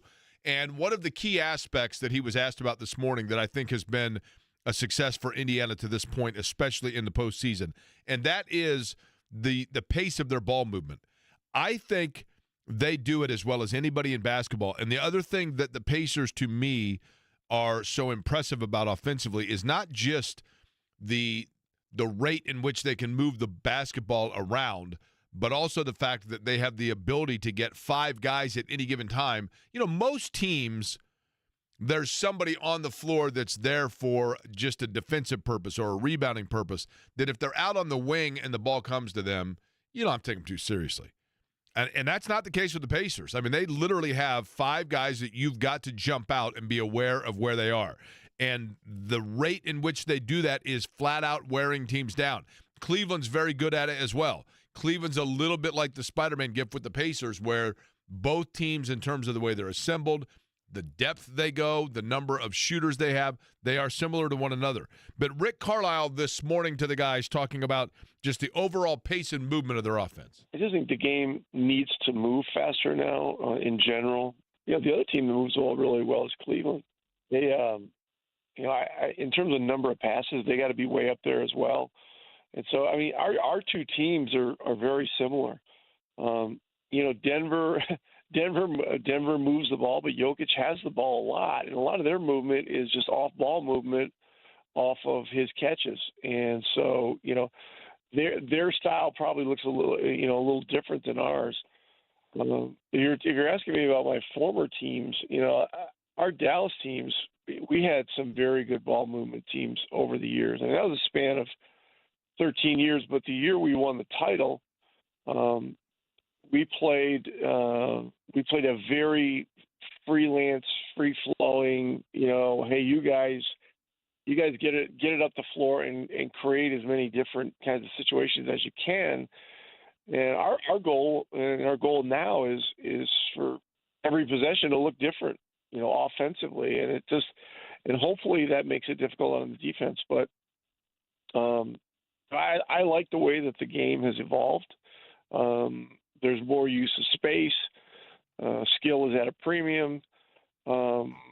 Unselfishness is rewarded, and I think, and once again, Cleveland is very similar to us in those respects.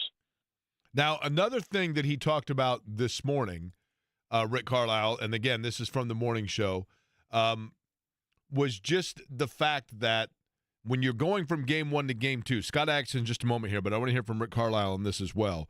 When you're coming off a win, you have an opportunity now to go up, which would be seismic, to go up 2-0. Cleveland in game 1 saw Indiana in perhaps its best form because you had Nembhard scoring, you had Halliburton playing well defensively and making shots, you had a Turner 3 at the end of the quarter going into 4 that gave Indiana a lead back. So you know that you're going to have to make adjustments. Rick Carlisle on that.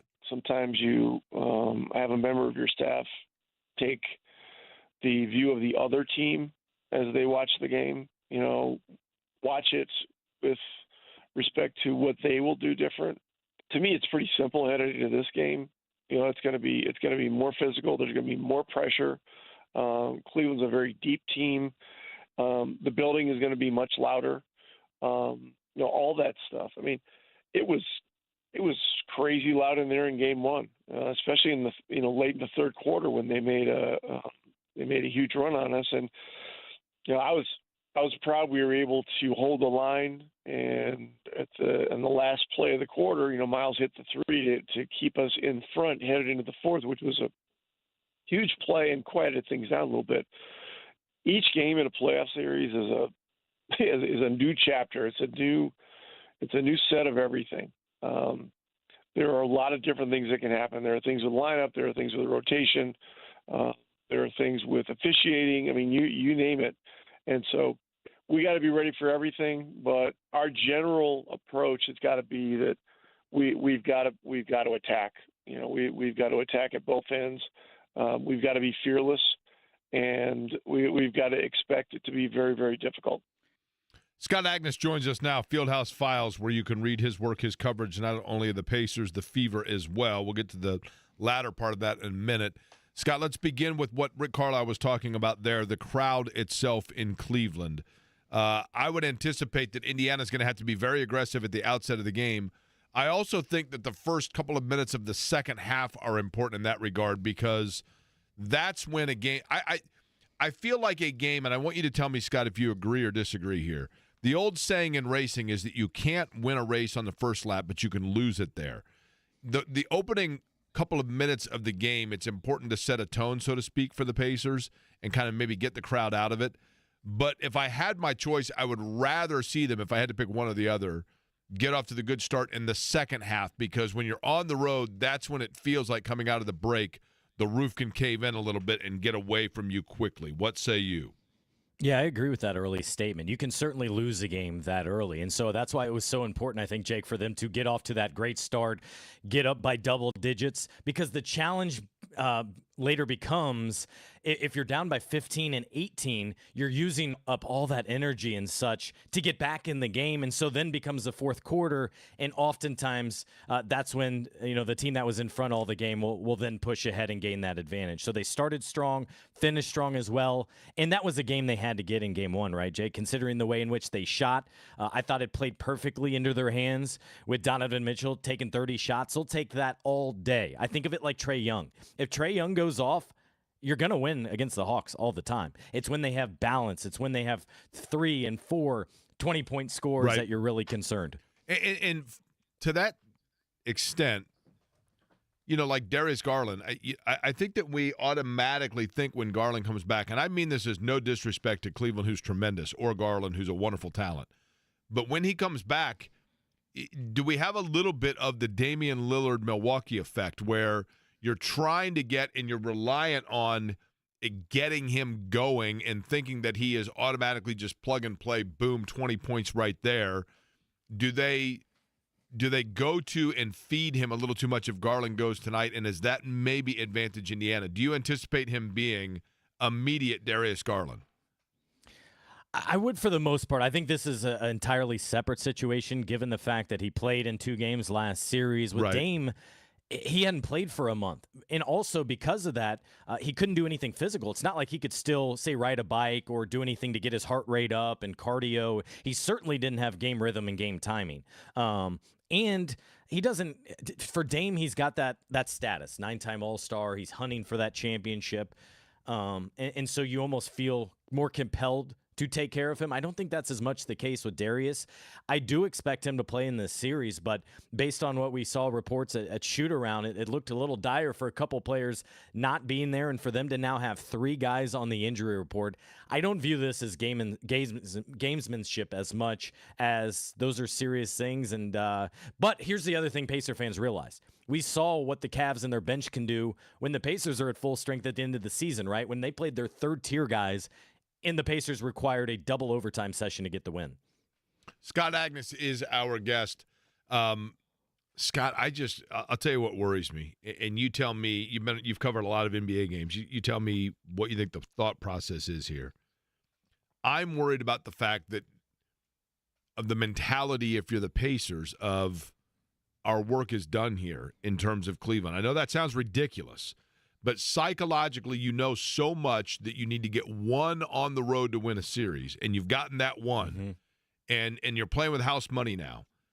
Man, I mean, you want to double down and go for it, but is there any – if they have any adversity tonight, do you then fall victim to, that's cool, we already did what we're supposed to do? I don't think so. I think if we were having this conversation a year ago, for sure.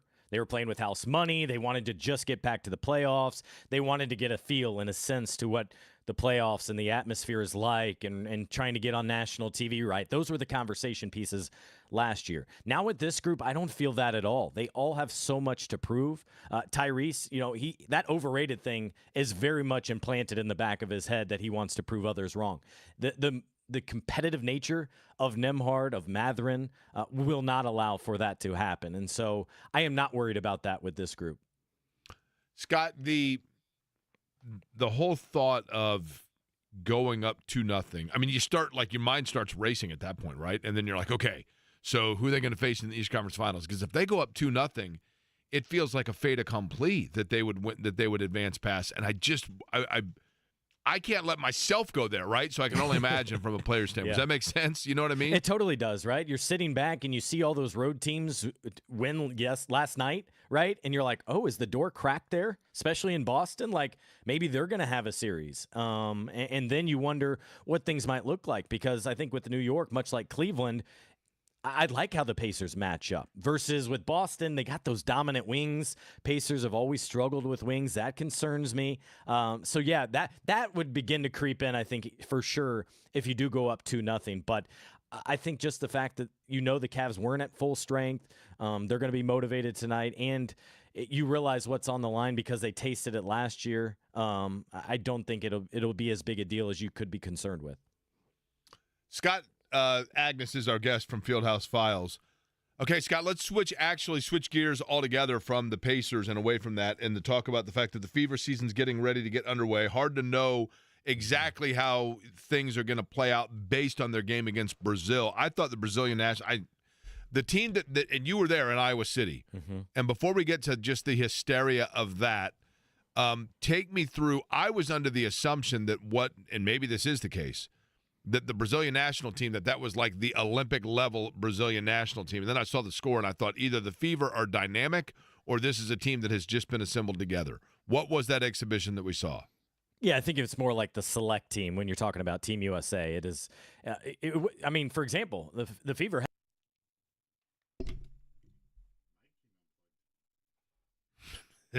Eddie, did you disconnect Scott? I don't know. It's almost like the mic came unplugged there. It was did really you just weird. Drop Scott right out of the equation?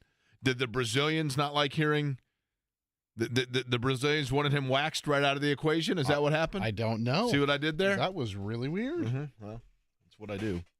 You know the greatest Brazilian basketball player of all time, don't you, Eddie? I do. Who? Just kidding, I don't. Oscar Schmidt.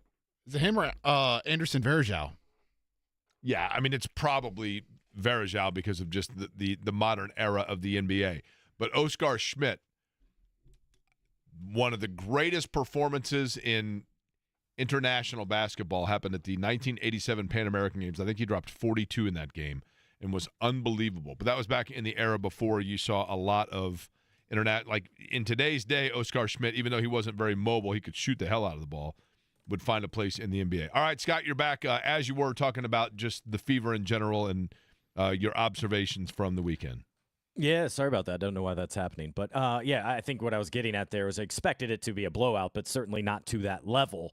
But then that speaks to, look, you still had 1.3 million tune in when none of the stars played in the fourth quarter, including Caitlin, and it was never a contest. They were up 20 after the first quarter. So that's truly impressive, but I did not expect, this is more of a showcase than it was a tune-up game. Scott, give me just a sense of the overall. I think we have a grasp of it, right? The Caitlin Clark mania in the state of Iowa. I mean, obviously we know what it was like when she was a college player there. But to go back and just see overall, surprised you, underwhelmed, overwhelmed, how would you assess all of it? I would say it was informative. We heard so many things last season about if you're not with Caitlin, if you're not for Caitlin, you're against everybody else. And it could not be more the opposite. You got there, and I thought about a player like Kelsey Mitchell. Went to a Big Ten school in Ohio State. What would the fan base be like? You would think it was like an all-star game. Everybody was getting cheers. DeWanna Bonner, who hadn't been with the Fever more than a couple months here, you would have thought she's a Hall of Famer for the Indiana Fever. Caitlin hyped up how much her fans and Iowa fans in particular just love their teams, and I really felt that. And on top of that, I mean, it was remarkable just even the coverage of the game, right? They moved the media interviews from the true media room, which was kind of like a small classroom, to a booster type room. I counted 18 cameras. There must have been over 100 people in that room for Caitlin pregame and postgame. A lot of pageantry, and I thought we got a lot to take from the Fever from the game as well. It was not just, layups and threes or anything like that as well. How long were you in the state of Iowa, Scott? 2.5 days. I'm going to name two things that are very underrated aspects of a trip to Iowa, and I'll bet you didn't do either. That's not because why would you? Three things. You ready? Okay. I'll say I did one. Did you go to Made Right? I did not. That's the loose meat sandwich place that you can. There's one in Ohio now. I will tell you, I arrived like Sunday at 1 a.m. Then we had food all day at the game, and then Monday I went to a cafe. So I never really got to experience food, cafe. I will say there. A cafe? Yeah, I had to finish my feature on Caitlin's return. Okay. All right. Because I had to get checked out of the hotel. So, okay, and I'm assuming you drove, right? Absolutely. Okay. Yep. Number two, stopped in Riverside, Iowa, which is the fictional home of Captain Kirk. Yes or no? I did not, nor was I unaware. Okay.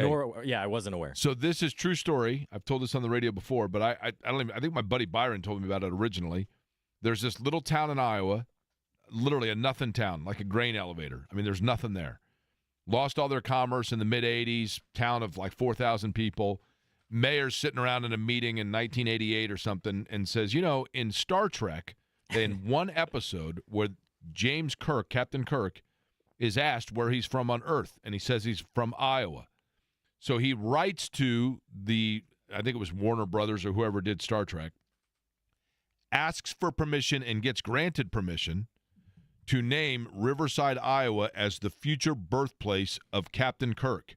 Builds a house with a little historical placard in front saying in the year like 2680, Captain James T. Kirk is born, and turns the downtown streets into little things of the Starship Enterprise, and literally Star Trek aficionados, I was going to say geeks, but Star Trek aficionados from around the world pilgrimage now to Riverside, Iowa, like once a year for the Star Trek Festival. It's the most unbelievable, brilliant move by this guy, right? Yeah, absolutely. Brilliant I had no move. idea. Okay, lastly, stopped by the Herbert Hoover Library in West Branch, Iowa, which is about 40 miles this side of Iowa City. I did not, no. The irony there, Herbert Hoover, obviously president during the Great Depression, and so therefore, gets a lot of grief for that, understandably so. But Herbert Hoover also, his big initiative before he was president in particular, was to end hunger throughout the United States. And if you stand and look at his grave, which is right off of I-80, you're standing there looking at it, and all you can see in the horizon over the huge wall that separates you from the interstate is a huge McDonald's sign, for what it's worth. Scott, do you think it'd be fun or it would be hell traveling with Jake? Because he's either the guy that shuts up and just like, hey, this is a cool little fact, or he's the guy who never shuts up and just keeps dropping fun facts the entire way. So, Eddie, I'm good with that if you don't have time constraints. Like so much of, Saturday we had the Fever home game and then I raced over there. Scott, Sunday, same thing Monday as well. There's no time constraints when you travel with the Custer here. I'm telling you what, that. it is pedal to the metal, and as well, we always have the travel-in canteen, so very few restroom stops. It's all about the clock, baby. I am good with that no restroom stops. I did stop for Culver as a treat for dinner on the way home. I will note that. Here are my 3 things I thought you were going to mention, and I was able to do all of them. Although I didn't go as far as you would have. Went by Kinnick Stadium. You would have snuck in Kinnick Stadium, obviously. Fair and by to the both, way, yes. I want to add context here because I was totally unaware as someone who's followed Big Ten basketball forever. Carver Hawkeye Arena is down. Correct. You walk in and That's it's right. all in the ground. Yep. I was unaware of that entirely. Very much like Michigan football stadium. So that was a unique, cool thing. Secondly, visit Come and Go gas station. And third, Hy-Vee grocery market. Yeah, Hy-Vee something. How about I walked in, a display of Caitlin, her cereal, her brand of Gatorade. Her cereal? I thought it was. She has a cereal? She does at Hy-Vee because she has an endorsement deal with them. What? Yep. Okay, the cereal is clearly a knockoff of what? What kind of cereal are we talking I think here? it's Frosted Flakes. Okay. I could run upstairs and grab one. I bought some. Hold on. You bought, I guess why not, right? When in Rome, right? You got to experience it, and there's another story, right? What's the People name wanna of the know. cereal? Oh, that's a good question. I think it's just like Hy-Vee, Caitlin Clark. And then on the back is something, it talks about her foundation, so I would guess maybe the proceeds go directly to her it's not called like foundation. CC Flakes or something like that? 22 Give Flakes? me 1 minute, I can race up there and get it. Double Deuce Flakes, that's my guess. Double Deuce Flakes, how about that? Actually, here, I can Google it. It's real just fast. called Caitlin's Crunch Time. Crunch Time, that's not bad. That's not bad, okay. I see what they're doing there. That's not bad. And then she's got the, yeah, Caitlin's. Yep, you're exactly right, Eddie. Yep. And it's got a non-branded shirt, gear, so there's nothing Fever, nothing Iowa, obviously, on it because you don't have the rights to that. But no, it was the prominent display, as if it was apple cider on a fall day. I'm telling you, Hy-Vee's is and there's, I don't know if you know this or not, but we are now in the 11th consecutive year of the Hy-Vee's about to open in Zionsville. But Hy-Vee's really good. It's a good grocery store. Isn't the one we're getting everybody's excited about Wawa? Is that right? Yeah, and that isn't that always. And okay, what's the other one? The Wally's. That's Publix? like, what's that? I was going to say Publix because No. you know about that because the chocolate chip cookies. Yeah. Publix is a big thing, right? In Florida in particular. Wally's is kind of like Buc-ee's, a smaller version of it, but their mascot is a Yogi Bear-looking fella. And they put a billboard on 65 saying coming soon, and I don't think the Wally's is open yet in Indiana. That's another one that's been rumored for like 3 years now. I've heard. I haven't heard that one. I knew of Buc-ee's as well. That's one a lot of people were giddy about finally coming here. Maybe. Now, I'll tell you right now, I'm looking on. Wally's is opening near Whitestown, Indiana, apparently. Yeah, but that's, if you look at that, that's from like 2021, 23, right? yeah, 23. I mean, like how long is it taking Wally to get here, right? I mean, what's going on with Wally? He's walking. He's waiting on Hy-Vee, apparently, right? Now, here's a box of Caitlin's Crunch Time cereal for sale on the interwebs for $75. Jeez. Scott, how many boxes did you buy? 6. My gosh, and you've only opened one of them, right? I have not opened any of them. Oh, are you kidding me? You're sitting on $450 right there, buddy. I wish I would have known that. I would have bought a crate of them. Yeah, no kidding, man. Get off your keister and onto the eBay. What are you doing here, right? There you go. Wonder what the Gatorade's going for as well. I haven't seen that before. So I figured why not, even though you know it tastes exactly like a regular Gatorade. So she has a Gatorade. It's not. So it's the she's a. It's Gatorade with her on the label, Right. to be so clear. you know when. I do know this. I have a friend that works for a major corporation. Well, I can say it. It's an automobile manufacturer. I'm not going to say which one. And they had reached out to Caitlin Clark before she had signed with the Fever, but when she was coming out of college, about being an endorser, and her representative said, we're limiting it to, from a national standpoint, like 3 brands. And it was like Nike, Gatorade, and she was already with Hy-Vee at that point. But that's kind of smart, right, to not become totally saturated in terms of the endorsement stuff. So I get that. It's the Andrew Luck model, right? You don't do very much Correct. in year one. Let her prove herself, get more comfortable, get a little older, and then go all in on whatever. Her other national is probably the Panini cards because she's had to deal with them since her senior year at Iowa. State Farm. Oh, State Farm. That's Yep. a big one. Yeah. State That's Farm. another good one. Nice Didn't job. Nice pull, Eddie. she sign something with Cambridge too? She did do something with Gamebridge because remember there was a big, but I was talking about like from the big And that's national more local, brand. I would say. The Gamebridge thing, remember that's why everybody thought that she would be in the pace car last year in the month of May. All right, Scott, we'll talk to you after game 2, all right? Sounds good. Thanks, all right, guys. Scott Agness joining us from Fieldhouse Files.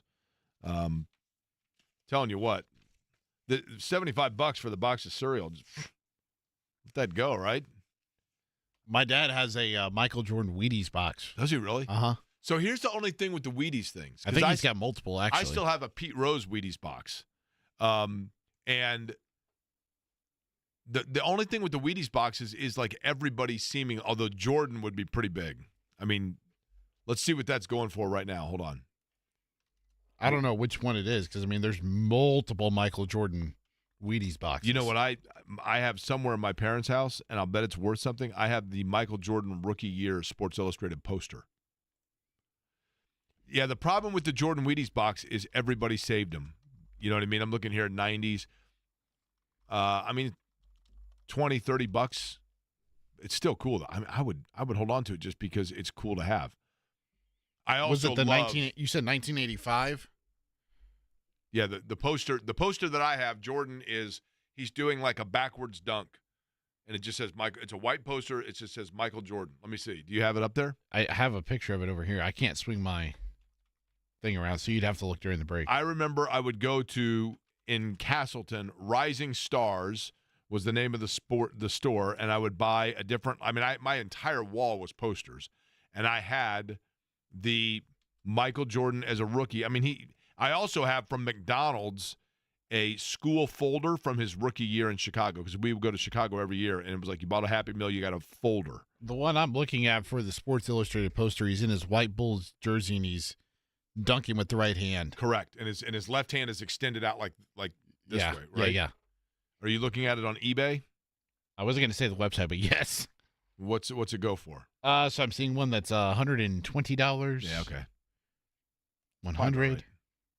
Then you always get some idiot that's got it on there for like $14,000. Well, I scroll down, there's $395.95.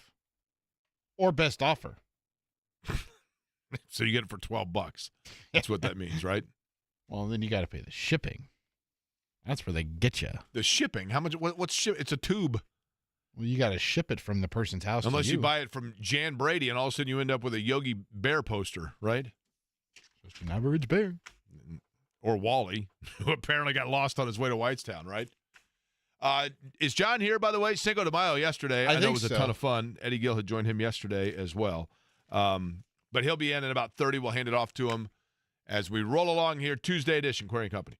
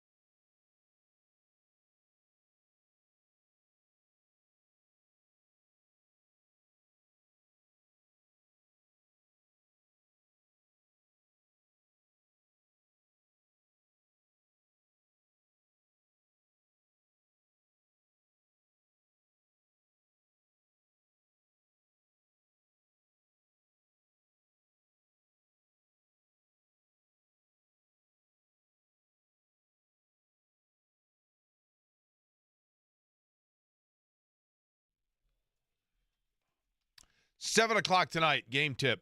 Pre-game will be, just about 4 hours from now.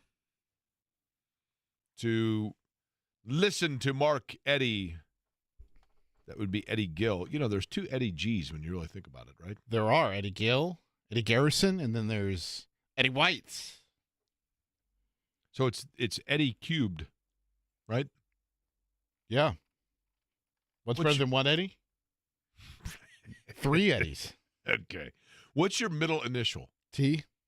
Oh, that's easy. You ready? Thomas. Yeah. I had this game in college. Well, I had a lot of game in college, but one of the games I had in college, I'd walk up to literally, just an icebreaker, if you will. Tonight's Jeopardy answer for I did category, 1970s hip hop question. I did that too. I was a ringer on Jeopardy. Now, this was later in my years when you could go to the the bars. Like anytime I would meet a girl, I would say, "Well, what's your middle initial?" And then I would say, "I can guess your middle name." And I mean, they would, like, women were just like, "Oh my gosh." Well, let me tell you, I don't know much about anything, but I know this much.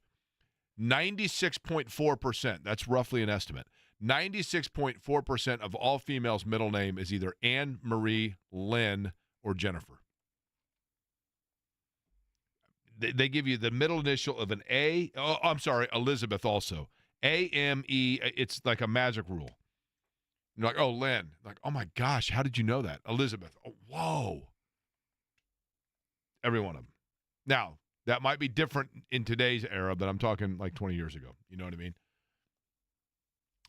One guy that I watched, Eddie, over the weekend, and I know that we made mention of it a little bit yesterday, but it's funny how quickly you can forget how dynamics of a team change.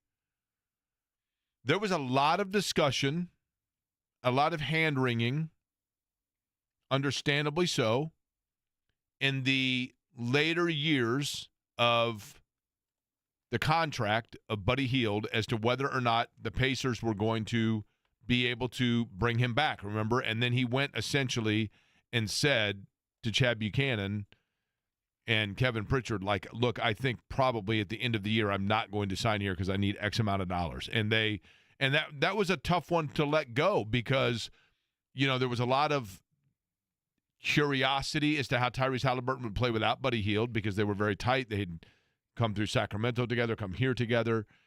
And remember, we kept playing My Buddy. Yeah, all that, right? And it's funny how quickly, I hate to say it, how quickly you forget because he was a very good player. And by all account, everything I've ever heard, a tremendous teammate. I mean, there's nothing to not like about Buddy Hield.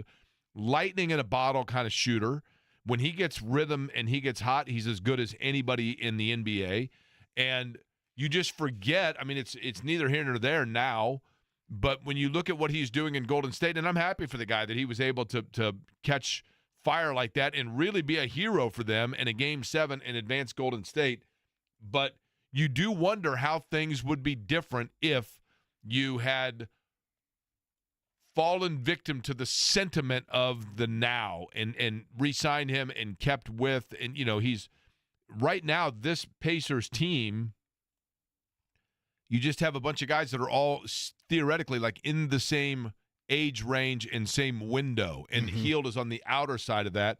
And I think it goes to show why we as fans, we as media people, why we oftentimes are not the ones that, in fact, are making business decisions about players, salary cap, and pieces to the puzzle, because sentimentality wins out for fans, and it doesn't for executives. And I think you've got – and, yes, I realize Buddy Hield kind of went to them with that, to let them know, hey, here's the deal. But – it made me curious how this team would look if he was not, right now, if he was still on the roster, and if they had, whose minutes would he be playing in front of, et cetera, et cetera. In terms of tonight's game, Jake, you heard during our conversation with Scott Agness, he kind of hinted about players not being at shoot-around for Cleveland. No Darius Garland, no DeAndre Hunter, no Evan Mobley at shoot-around today for the Cleveland Cavaliers. Brian Windhorst was on ESPN Cleveland and said typically if you don't do shoot-around, that's not a good sign. So if they're missing two, does this turn into a must-win game tonight? Oh, I think it's, boy, you mean for Indiana? Yeah. If those three guys are out, here's the thing, though. This is what I would caution everyone to remember. Not just all three, just say a combination of the two, whether it's Hunter and Mobley, Mobley and Garland, Garland and Mobley. This is what I would remind people and caution people before they start counting chickens. Cleveland came in here at the end of the year with essentially their B-League team and was very competitive. I mean, they have very good players. You also have to wonder, too, like from the psyche of the Pacers, Jake, in that moment, they're like, oh, you see, they're resting all their starters. These guys are coming here, trying not to get hurt. They'll play it safe, and we should be able to walk out of here and cruise to a victory. Because we saw them struggle toward the end of the season and taking care of business against teams like that. And now it's the playoffs, and they have to play their best. Do you like that song, Taking Care of Business, by the way? It is a good song. It is a good song. Every time you say that, that's what I think of immediately, right? Bachman-Turner Overdrive? That is correct. They brought them here for the Colts-Ravens game in 1996, and literally on every time out, they just sat on the sidelines and kept playing Taking Care of Business. It was like, okay, let's go back to BTO, and they kept playing the same song. Hey, Jake, they're clearing the land where Green Cycle was, and Wally's is being built. Somebody else said they went to a Wally's recently in Missouri, and it was pretty good. Missouri? That's right. The show me state of Missouri, right? You know what you don't get in Missouri that you get in Indiana? Beyond the Bricks. That as well, which is going to be airing at 8 o'clock tonight. Thank you, Eddie. Also, Chicago's Pizza. Because there are 18 central Indiana locations for Chicago's Pizza, and there are 25 Chicago's Pizza throughout the state of Indiana. And when you're talking about Chicago's Pizza, you're talking about fresh dough daily, made right there in store. Premium ingredients, breadsticks that are unbelievable. And when it comes to lunchtime, you not only get the pizza buffet of all of the varieties of pizza, whether it be the deep dish pizza, whether it be the traditional, whether it be the gluten-free, thin and crispy, you name it, and a salad bar with everything that you would want and every dressing imaginable, all fresh right there before your very eyes. How about a pizza buffet and a salad bar and a soft drink with tax, just $13? That's amazing. It is amazing. And you're talking about fresh, right there, made with care, a story in every sliced pizza for Chicago's Pizza. You heard me mention Chicago's Pizza. The kids at Ben Davis loved it because I got 3 of them for their radiothon over at WBDG. And Chicago's Pizza is dedicated towards giving back to their community. When you go into it, it literally is like going into a restaurant where you can tell this is like the old days where people cared and took pride in their restaurant, their product, and their food. And you can see it right there on the smiles of people's faces when they're eating there because they know they're involved in a place that has a love for Indianapolis. Indianapolis heritage, Chicago by name. Chicago's Pizza been around since 1979, 18 central Indiana locations.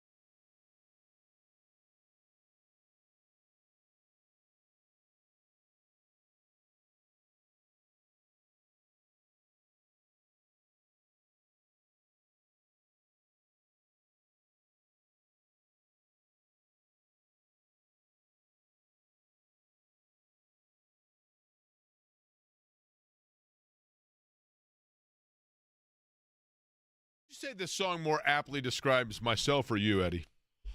Today I'll say me. Okay. Well, you are wearing a collared shirt, aren't you? Mm-hmm. Got the hair all slicked over. It's the anti-frizz gel, Jake. I've told you this countless times. Get it right. Hold on. No, what's wrong with the frizz of your hair? It gets out of control. Especially now that we're entering the warmer days of summer. So your hair is naturally curly. Yes. Now, the anti-frizz gel, is this something that you apply to your hair after you've dried your hair? Or you have to apply when wet or damp. Okay.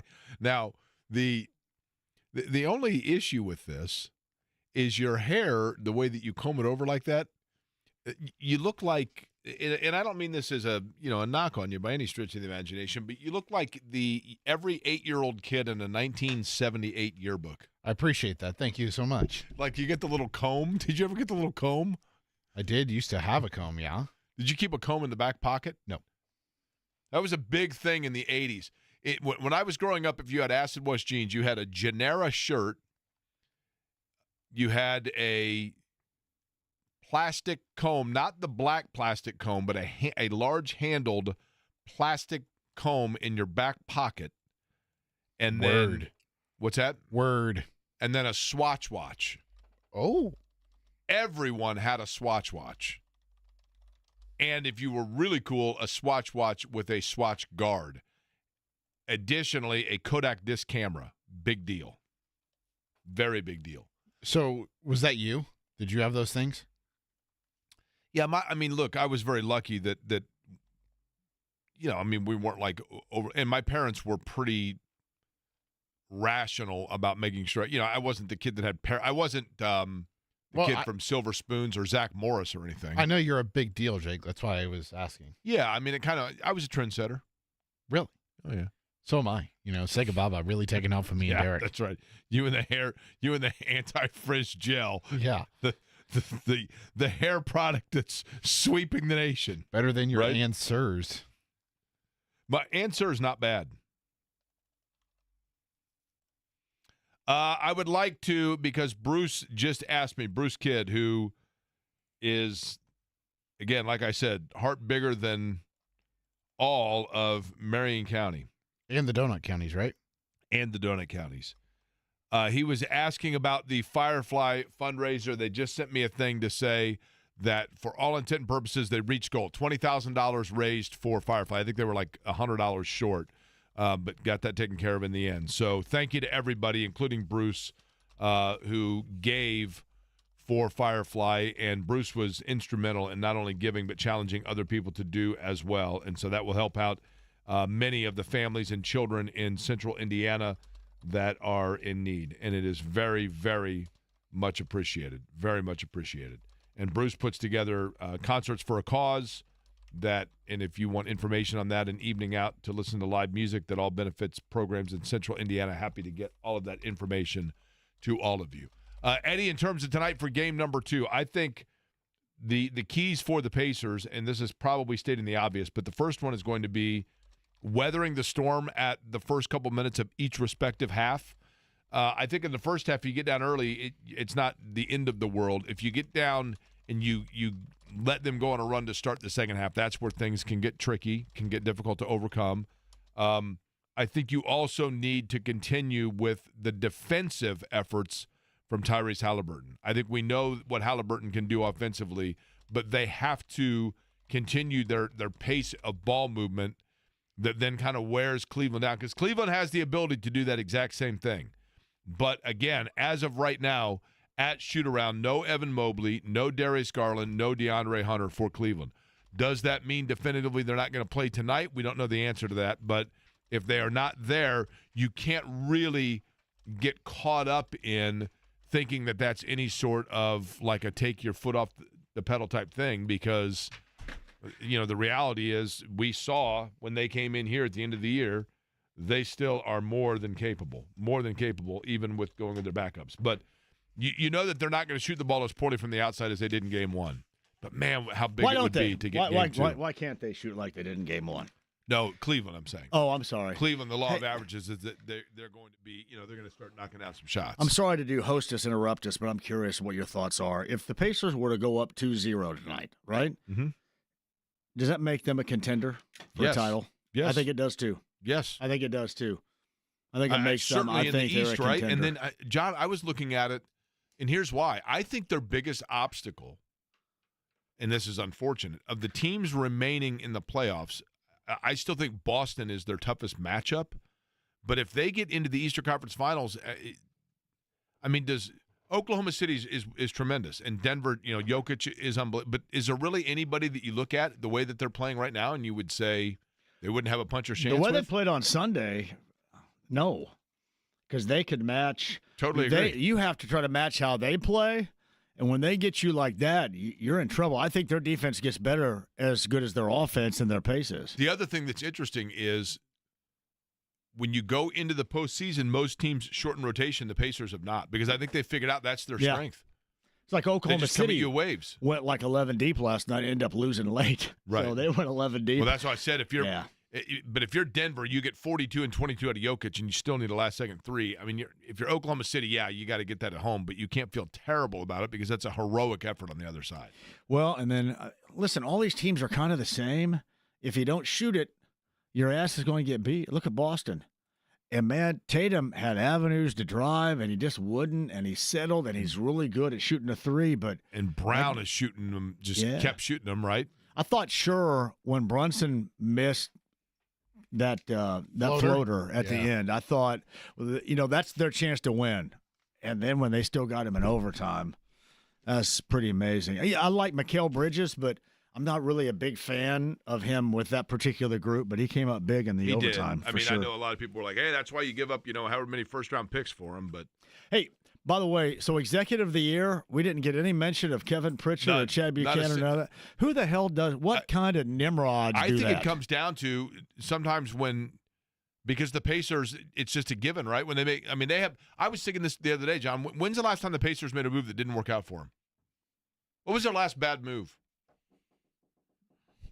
I don't know. Well, they got help. Tyreek Evans? When they signed DeAndre Ayton to an offer sheet and then got help from Phoenix and they matched it.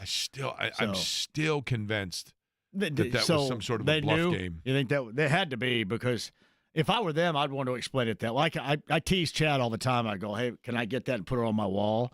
Because that was like an hour of my life that was completely stupid. I remember that summer vividly at a Backyard Bourbon broadcast and making fun of that particular move. But, yeah, you have to be glad that it worked out the way that it did. But you're right. I mean, you do really in everything. There was a time, Jake, when everything they did really wasn't going right. Oh, I know. And now that it is. And everything now is working out. But big show lined up? Big show lined up. We're going to get you all set for Game 2 coming up later on tonight. And, hey, shout out, by the way, guys, to the Alamo Drafthouse Cinema yesterday with Hector and Giancarlo. It was a great time over on the west side, right next to Lafayette Square. That is a great date place, too. And the only place I'm going to watch a movie since September 21st, 1999 in a movie theater. That's it. What was the last one you saw? Star Wars Episode 1, the Jar Jar Binks one. Well, that's why. Whatever that was, I go, you know what? I'm not ever going back to this crap again. This is awful. It was at Shiloh and Avon, too, off of But you got it at a place like that, it makes it worthwhile, Jar Jar right? Binks. They go, why am I here for this crap? We go from Boba Fett to Jar Jar Binks. That's a joke. They Disney-fied it. Yeah. All right, John's up next. We'll be back. Again, 6:30 pregame, 7 o'clock game tonight right here on this radio station. But John will help bring you home. And we